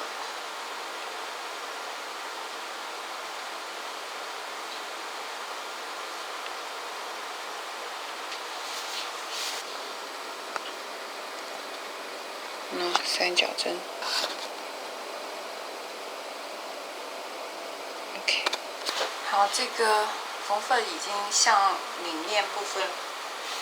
倾倒，用三角针已经给它固定好了。然后接下来我们用定针就梳缝了，然后把领面和领底，把它就是我们先熨，然后把这个领底和领面用定针把它就是暂时固定在一起。接下来我们就可以上这个衣领和大襟这一块的这个的滚边了。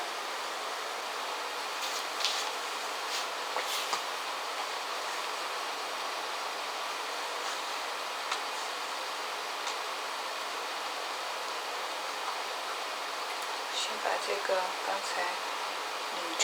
领里的领圈部分熨烫一下，定一下型，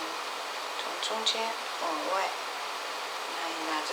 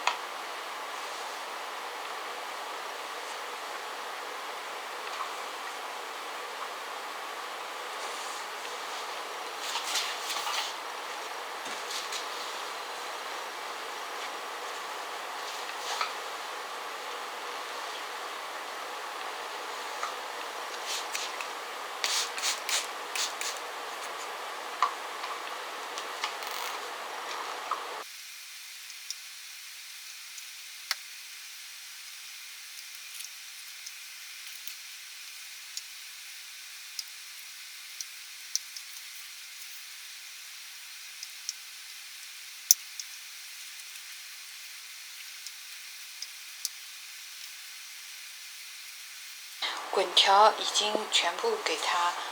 连起来，拼接起来，并且烫好了。就可以看烫的时候不要在正中对折烫，要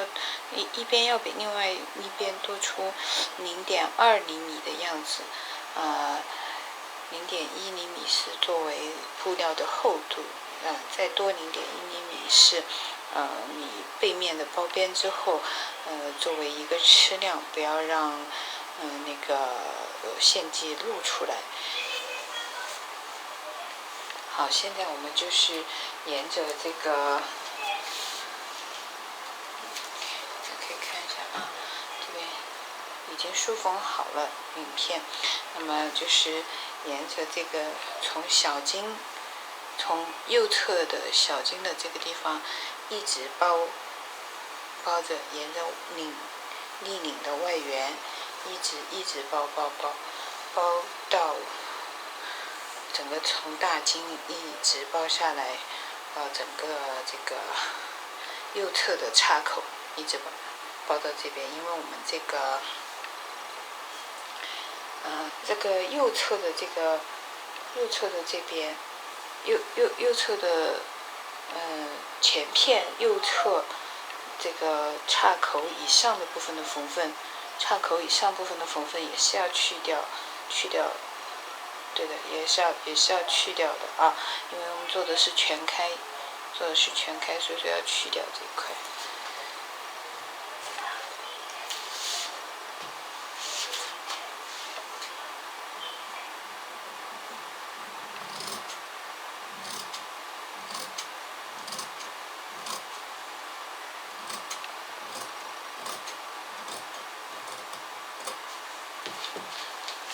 叉口去掉了，那我们这个记号要做好，叉口的记号要做好。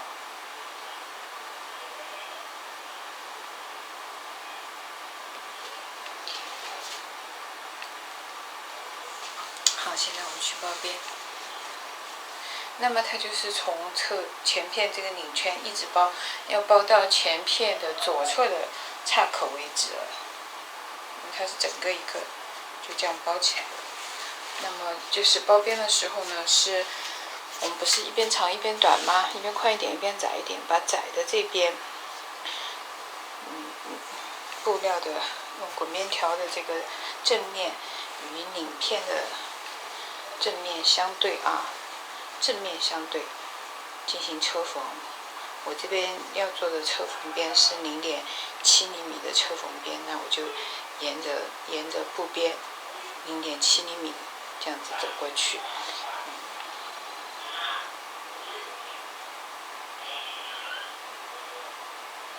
然后在滚这个边之前呢，你自己要决定这个底筋的这个量，底筋的斜量。看一下这个斜的这条边，那这个底筋这一块，你是选择用手缝把它给就是对折再对折进行处理呢，还是也同样包边？但是我觉得包边的话，可能那下面就会有印子，比较硬，特别你根据你选择的面料的话，因为我们这个单起泡都是比较薄的面料嘛，所以说最好就是直接手缝，敲边，对折再对折，这样折一下，再折一下，然后手针把它钉上去。好，做完这一步之后，我们再包边。好，这里开始先从叉口前片的左叉口开始上，然后这里是叉口的剪口，我们做的是包边。滚边包边，然后所以说这个叉口以下的底摆的部分的缝缝全部都是去掉的，然后我做的是0.7厘米的完成宽，所以说看在前面先对齐你的边缘部分，这边边缘部分做一个直角的折角，然后沿着就是从叉口往下0.7厘米的地方，就是这个直角的边缘，这根线对齐的地方，然后起针的地方也是从这个叉口的顶点开始起针，然后往下0.7厘米，这样子一直往下，因为这个这件导大袖的底摆是这个圆摆，所以说就顺着这个圆摆往下走。斜丝的这个斜料呢，它是稍微拉扯着一点走圆摆的地方，所以说你在之前，我们这个把这个中线的痕迹烫好是非常有必要的。然后前面这边这样做了之后，这样翻过来就会有一个很漂亮的宝剑头在这里了啊，就会有一个很漂亮的宝剑头在这里了。然后再折进去，从叉口这里折进去，就会有一个比较很漂亮的宝剑头在这里。另外一边也是一样，然后最后再缝合，侧缝就是在这边侧缝缝合了之后，这里顶点对顶点就是一个宝剑头了。好，接下来我们就要做手针部分了。那这个，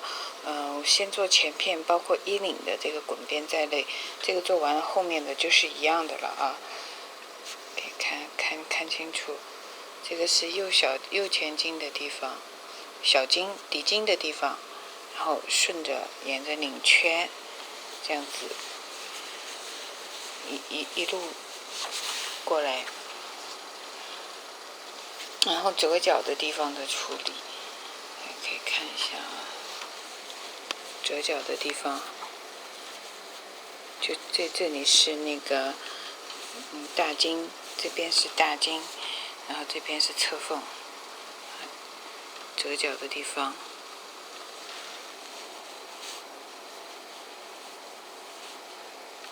OK。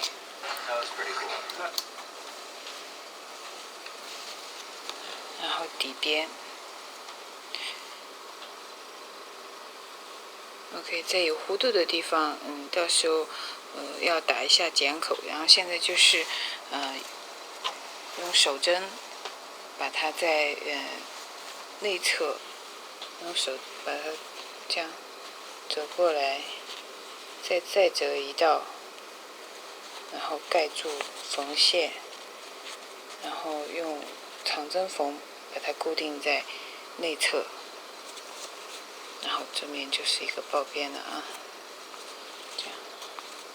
这边是正面，就是这些疏缝的线迹要拆掉的。OK， 我们还是更仔细的讲一下这个宝剑头吧，这是一个基本功。首先，我们之前做的这个滚条中间对开。那我是按照我的做缝是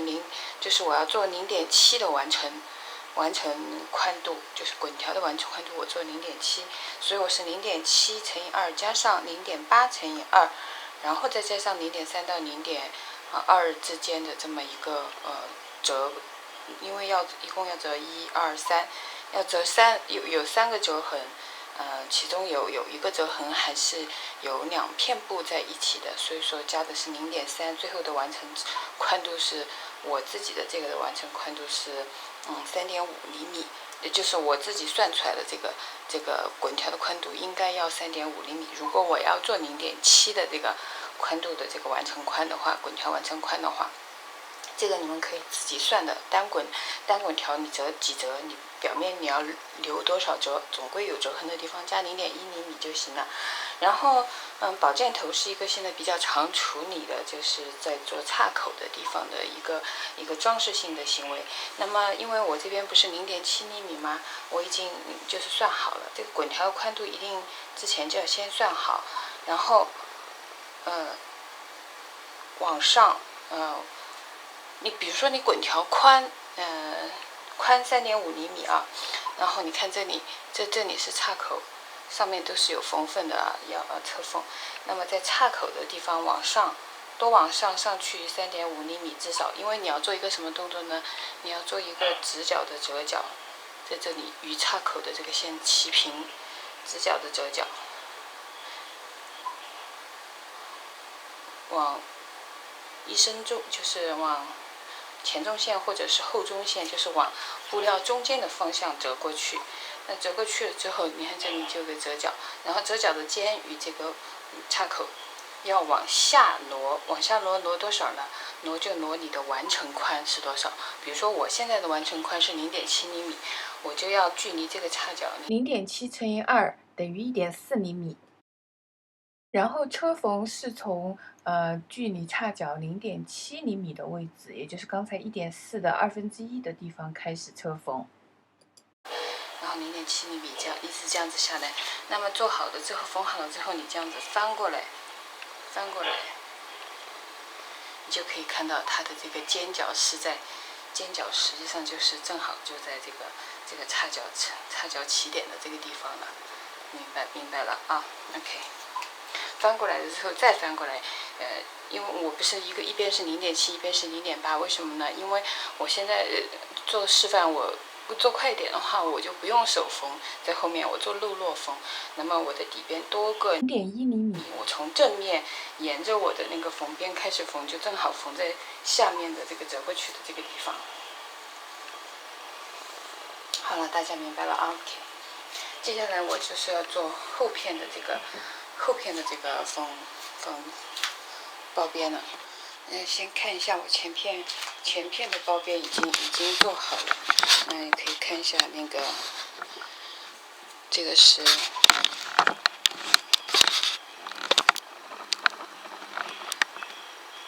这里是大襟开襟的地方与侧缝的地方这个折角的处理，一定要非常的直和尖啊，这一点很重要。OK， 然后这个是因为是做的全开襟，所以说这边只有左边的这个岔口的开口的地方是做了保尖头的，大家可以看一下啊。那这边翻出来，实际上是，你看，对，后面是这样的。后面是这样的，到时候这边要全部一起就缝到侧缝里面去修剪一下，缝到侧缝里面去。那翻过来可以看到，这个保尖头就在这里了。这保尖头就在这里了，看到没有？然后它的缝缝实际上还是在外面的，但我们已经用保尖头把岔口给包起来了。OK。好，我们这个前后片的那个包边，领圈，包括前襟和这些包边都包好了，然后我们就缝合侧缝。那侧缝的缝合呢，是我们从袖底袖口，一直然后左边是一直缝合到叉口，缝到叉口就是一定注意对准这个宝剑头，对准宝剑头的这个地方，对准宝剑头，然后缝到头上，然后另外一边呢就是缝合到这个底襟，也是从袖口一直从反面缝合到底襟处，底襟处因为底襟多留了一点出来，这里用手针把缝缝给约进去，然后用手针来进行收边 ，OK。然后接下来我们就是给袖口包边了，也是一样的用之前我们的这个滚条来进行包边。就是因为这个是一圈的包边嘛，所以说包到头上的时候呢，先留个10厘米左右，各留5厘米的样子，然后根据剩下就是测一下长度还剩下多少，然后沿着那边把整条包边条缝合成一条，再缝合成一条，去掉多余的缝缝之后，再继续把没有缝合的地方，没有把滚条缝上去的那10厘米给缝上去，然后再包好，我们现在这次我们选择做的是这个蝴蝶扣，蝴蝶盘扣。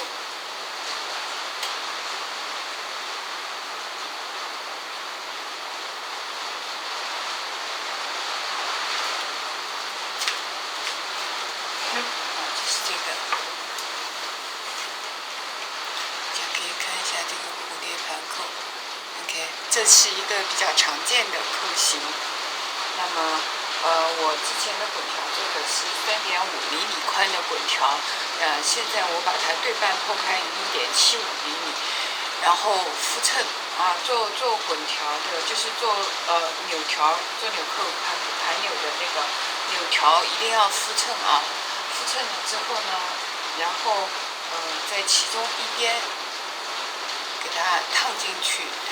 折起来，因为这个我们要做比较细。其实对于旗袍来说，盘扣的纽条越细，做的纽子越小，越是考验，就是越是衡量这个旗袍是不是一个精致的高定旗袍的一个标准。那我们这次做的大概会比一般的盘扣要小一半的这个尺寸进去，所以说是1.75厘米宽的纽条，然后我们基本上就是对折，再对折两边对折的之后，另外一边对折，然后再对折之后用手针把边缘缝合好，烫平之后作为纽条。之所以先烫平，是因为你在缝的时候，你在缝的时候的话，如果你没有烫过，没有把它扣烫进来的话，它可能就是不匀净的然后我这个纽条这么大的一个蝴蝶扣的这个蝴蝶扣的长度是带上扣头是只有3厘米然后这个纽条的长度是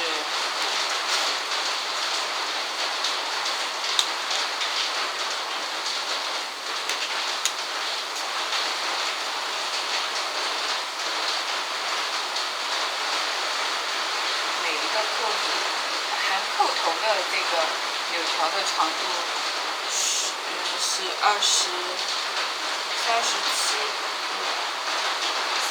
厘米我们先做含扣头的。那我们这次这个导弹袖的话，我们做4对盘扣。现在是含扣头的是37厘米。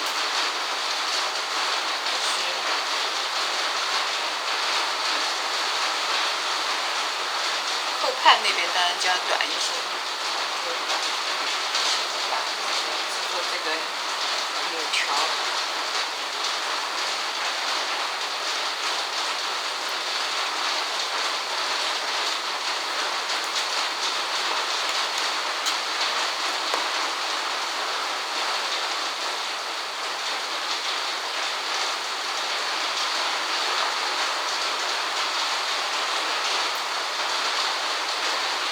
线即可啊。线不要弄得太长了，弄得太长了容易打结。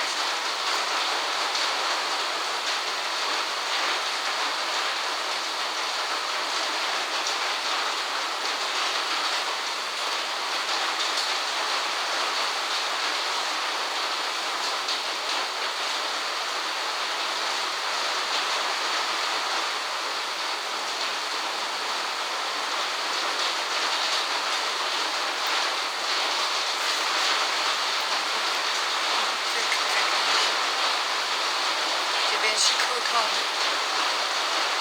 扣套之后把这边折过去，再对折，然后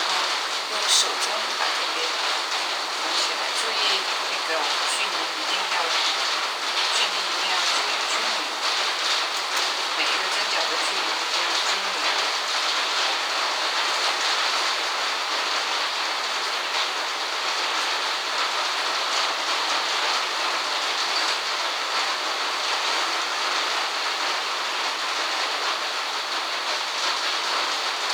挑个2、3根钩丝就可以了，不要把针脚弄得特别大，这样出就不好看了。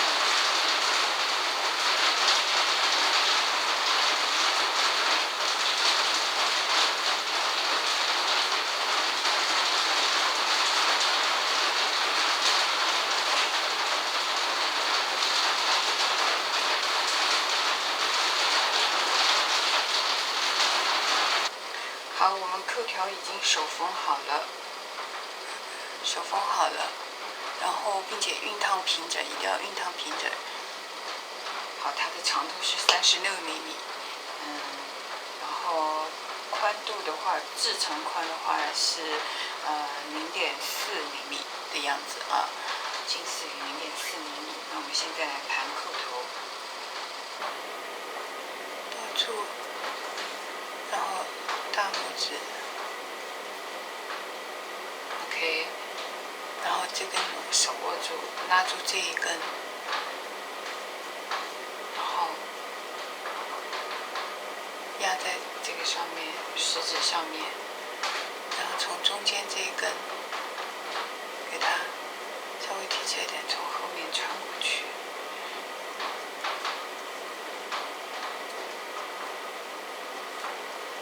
这根穿过去。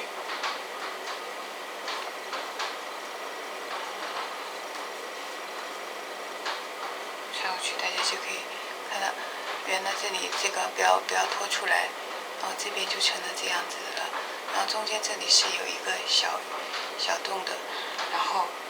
把这根从下面，不要绕过食指啊，从下面穿过正中间这个洞，抽出来，然后把上面的这根从上面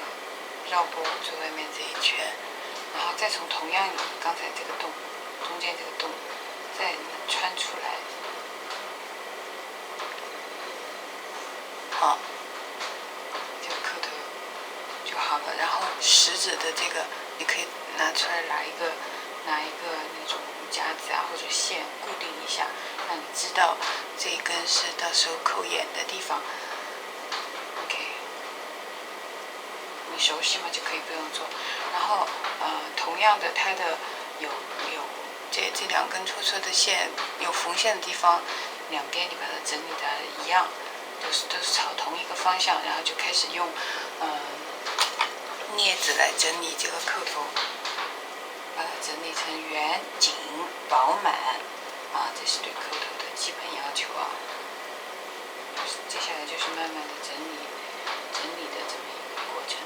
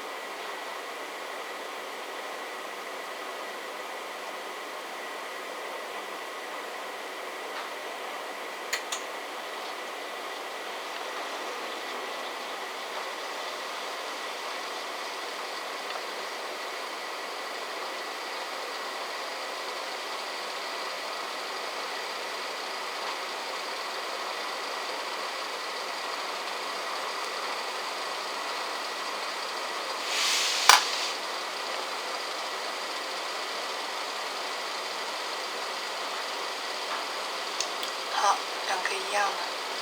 那我们来做下面。看到啊，我们之前这个翅膀，蝴蝶的翅膀的长度是2厘米，所以说我们要留出，我们先做2厘米，那么我们先做下面这个弯出2厘米来，2厘米弯过来，这个是从扣头开始2厘米，好，弯过来，把这边2厘米，再弯过来 ，OK， 可以看到，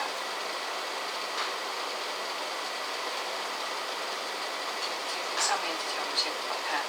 下面折了2折 ，OK， 是2厘米，看到没？2厘米，然后我们用针把中间这个，用那个珠针把中点固定，或者是你手缝，你把中点固定，总之你把正中间2厘米和中间1厘米的地方，你固定一下。好，固定一下，注意你的缝线，之前缝合柳条的缝线是朝下的。固定了之后，用这个镊子拉住这个柳条的，夹住柳条的头，这头你用那个剪刀把它修剪。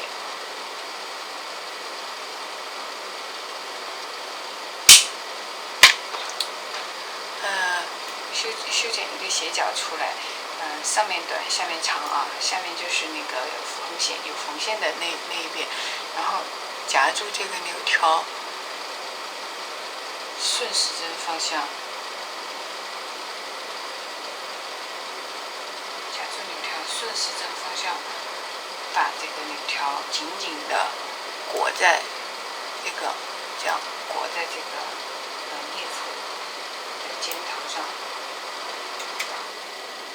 朝向你顺时针方向，就是朝向你自己的方向，顺时针方向。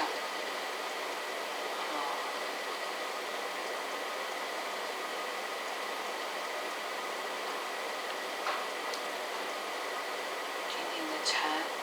好，一直缠到刚才我们做的终点的地方。做的终点的地方。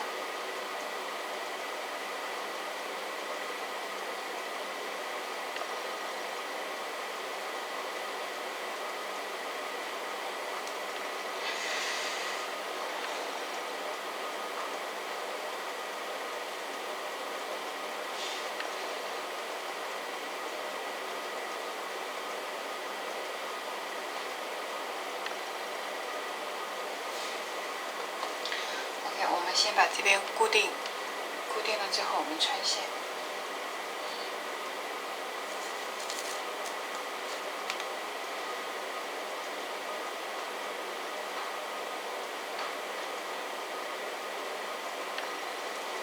先用双股线。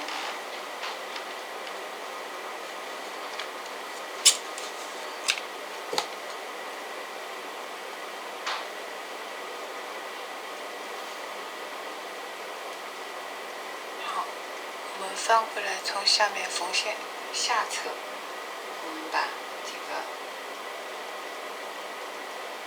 柳条从中间的地方，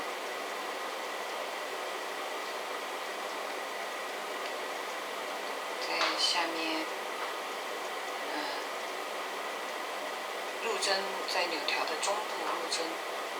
把珠针去掉。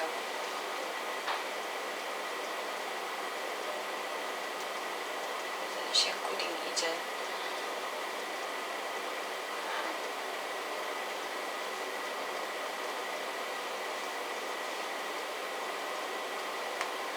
固定1针放在旁边，然后我们来修剪柳条的端部，把它剪一个斜角出来。有缝线的柳条上有缝线的那端是在下面的，下面长一点，朝向上部。剪一个尖角出来，然后夹住，镊子紧紧夹住，然后让它夹住，旋转，顺时针旋转镊子啊，一直转，保证这整个转的这个平面是平的，是在一个平面上，不要转成一个尖角的宝塔状的。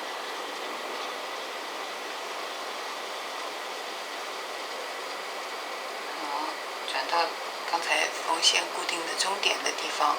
翅膀固定终点的地方，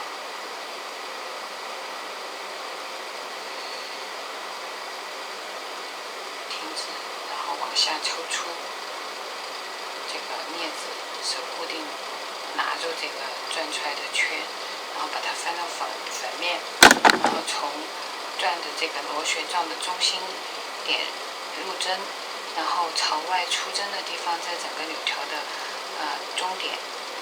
中间，然后放射性的从中间往四周进行缝合，终点入针，然后往外。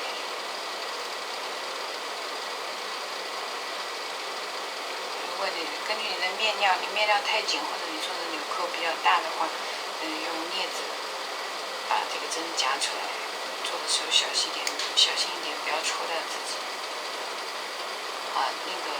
出针的地方一定不能太上，影响整个这个的美观了啊。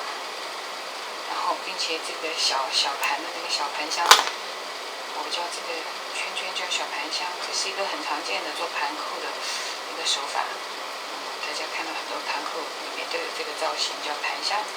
那么这个小盘香你就从中间放射状的去缝，把它固定好。那当然也是进针出针距离都要均匀。这样好的衣服，你的针脚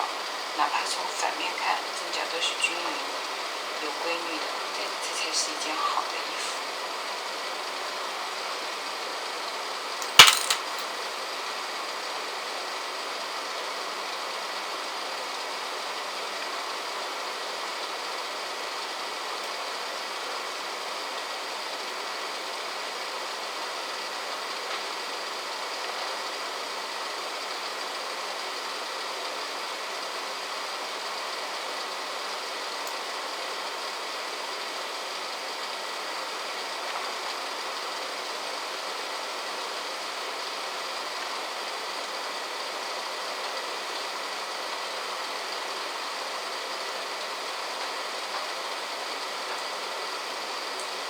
翅膀这边你可以粘在一起，从翅膀的那边中间，刚才做翅膀的中间那个条这里穿出去，把针它再次得到加固。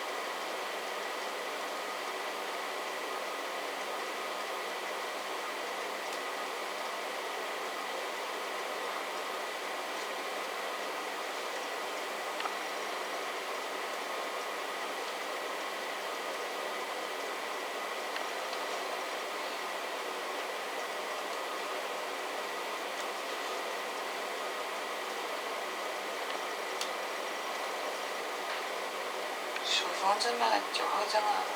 ，9号针的长针比较好啊，比较好操作一些。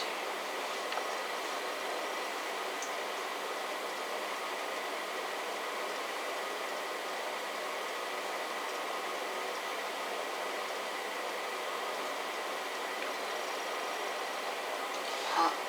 这个一半的这个翅膀我们就做好了，看到没？然后做另外那一半。也是一样的，先把另外这一半也是先把这个翅膀这里盘出来，我们那边已经，另外半边已经对好了这个长度一定要对好长度一定要一样对好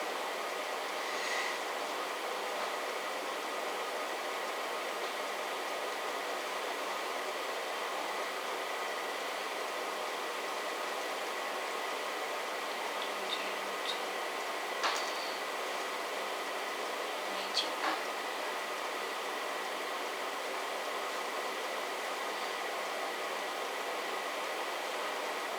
再从中间穿出去。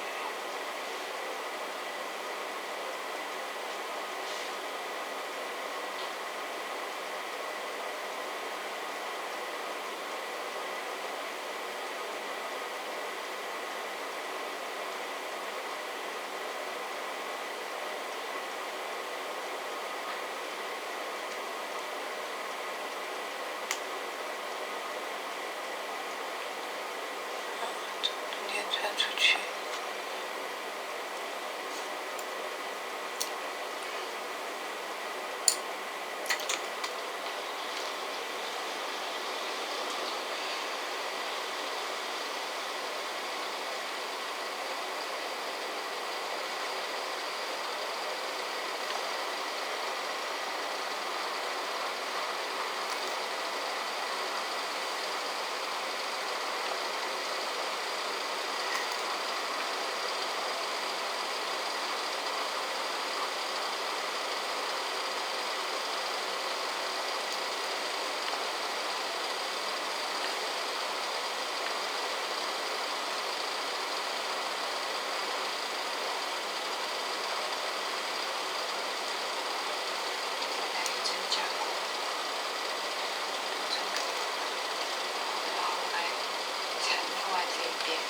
另外这边也就是朝反方向，也是先剪一个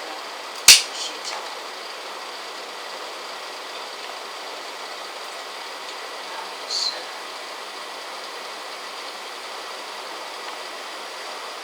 另外一边的卷，就是也是这个有缝线的在下面的话，那么你卷的时候就是逆时针方向卷的，总归两边是对称的。错了的话，你自己看看就知道。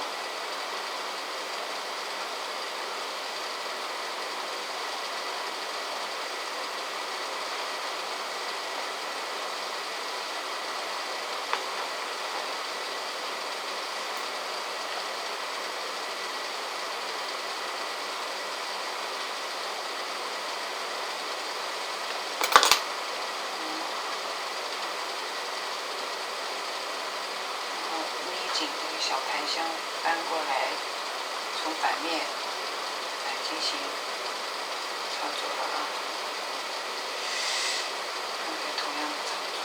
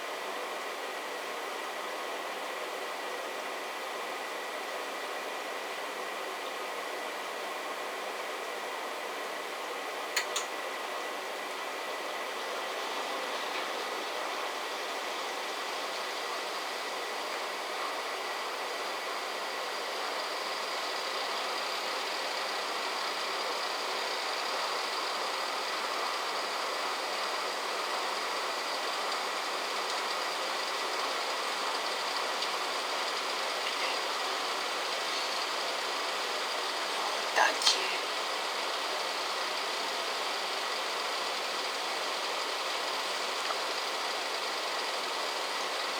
再多一针，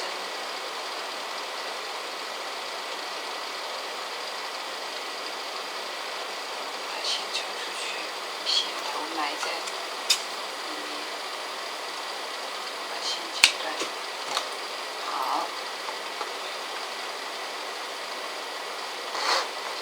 第二个扣子就做好了。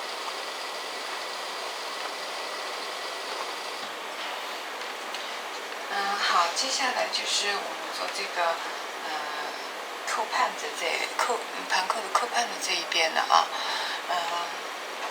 选用的是我们做的长度是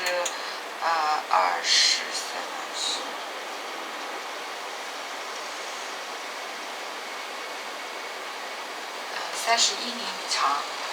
，31厘米长。我们现在这个柳条里面是附了衬的，但是实际上你可以，因为它的柳条比较细了，如果你的这个面料允许的话，就是不是太薄太软的那种的话，如果是丝绸是一定要附衬的，或者是上浆。那个你如果采用其他的面料，不是太软太薄的话，那么是可以不用附衬的。当然了，上浆的处理可以让你做出更小的扣子来。但是我觉得如果你是机缝手缝的话，差不多0.4毫米宽度的这个柳条，已经是极致了。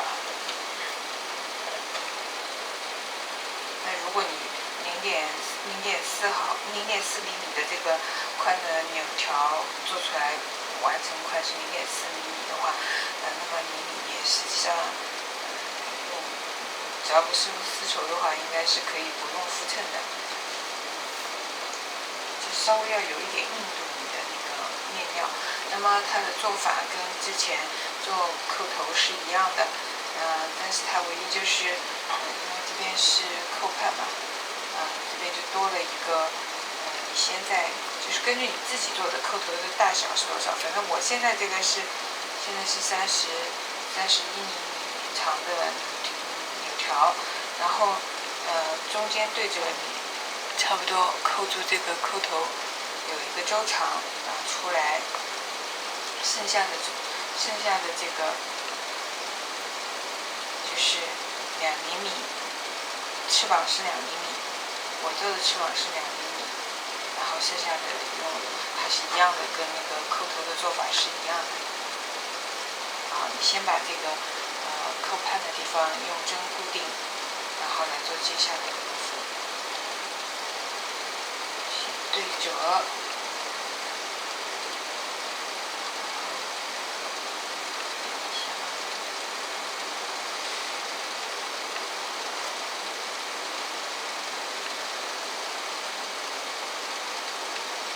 也是从柳条的中段入针。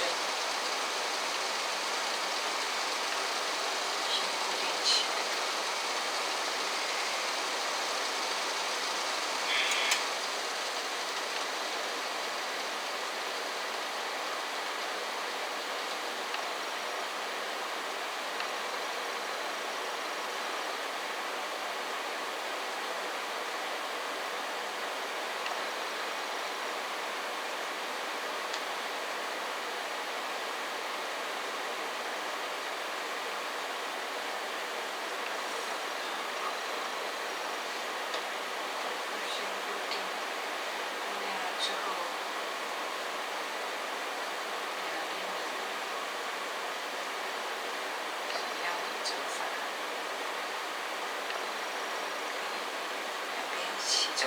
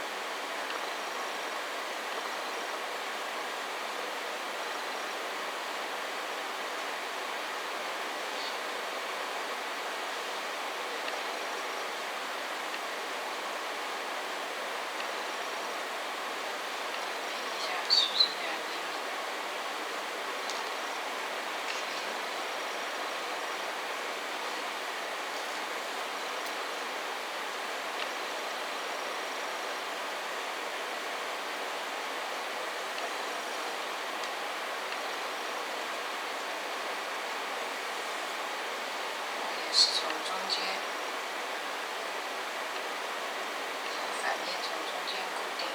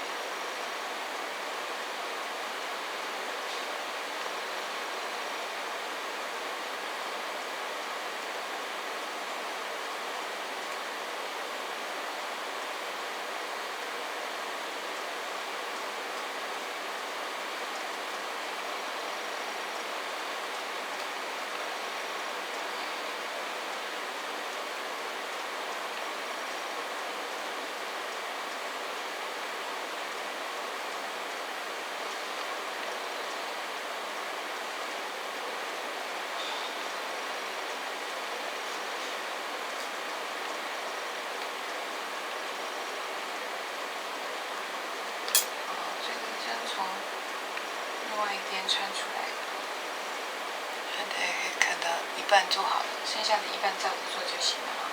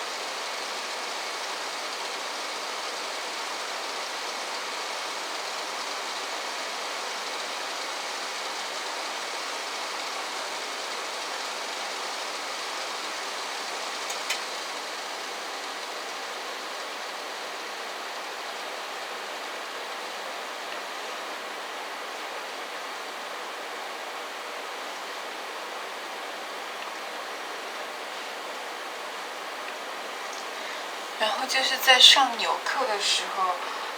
中间的这两个纽条，就是翅膀这里中间两个纽条，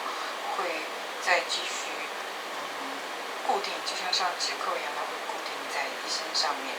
会更固定一些。现在会稍微看上去有点松。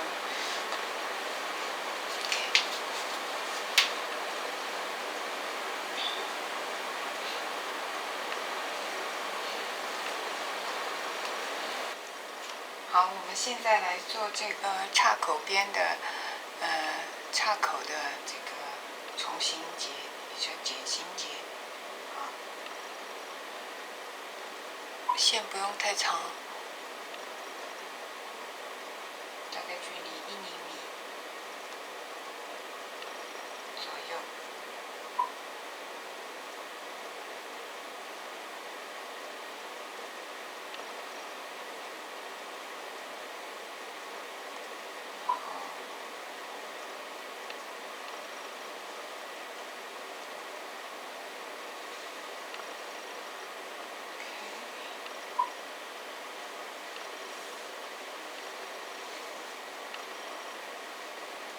双股线啊，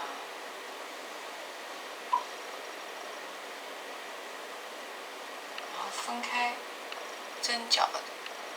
分成两边啊，拉开。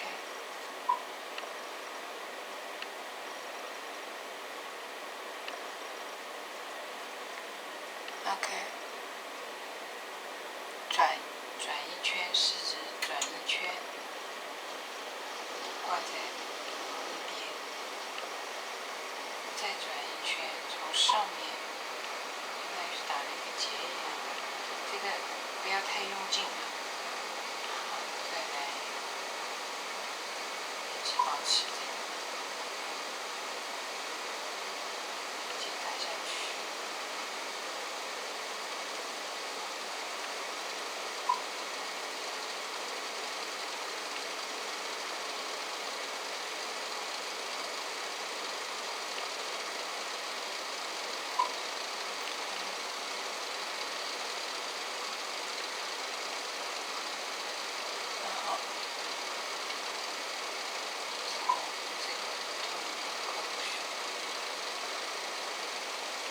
松紧要保证是一样的。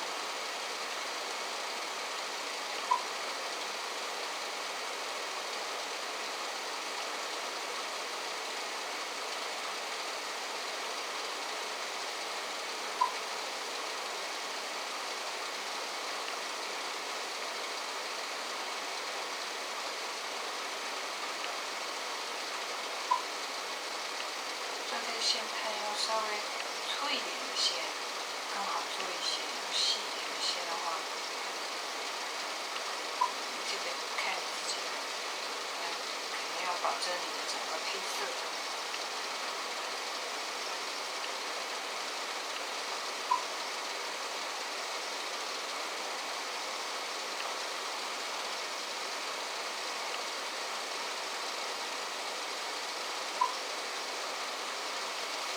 好，这样计算到差不多长度了啊，缠到差不多长度了，然后再把这个针从里面抽出来，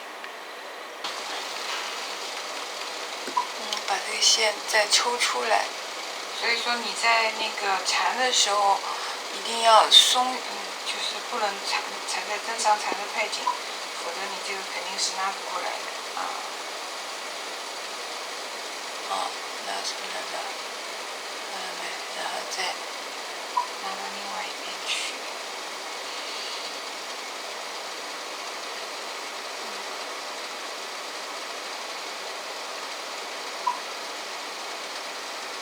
正好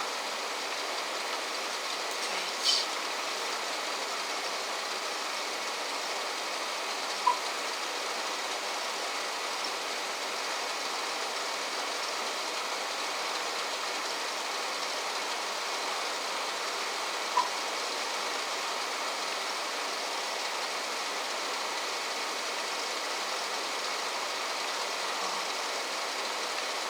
缝到反面，收针。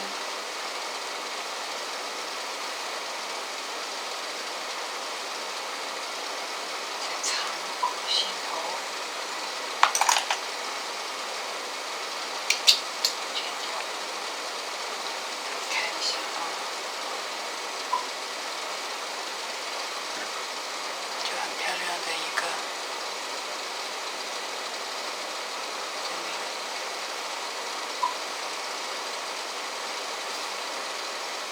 点就是缠在针上的时候不能太紧，否则你的针和线拉不出来啊。OK， 多试验几次就这个是个熟能生巧的问题了。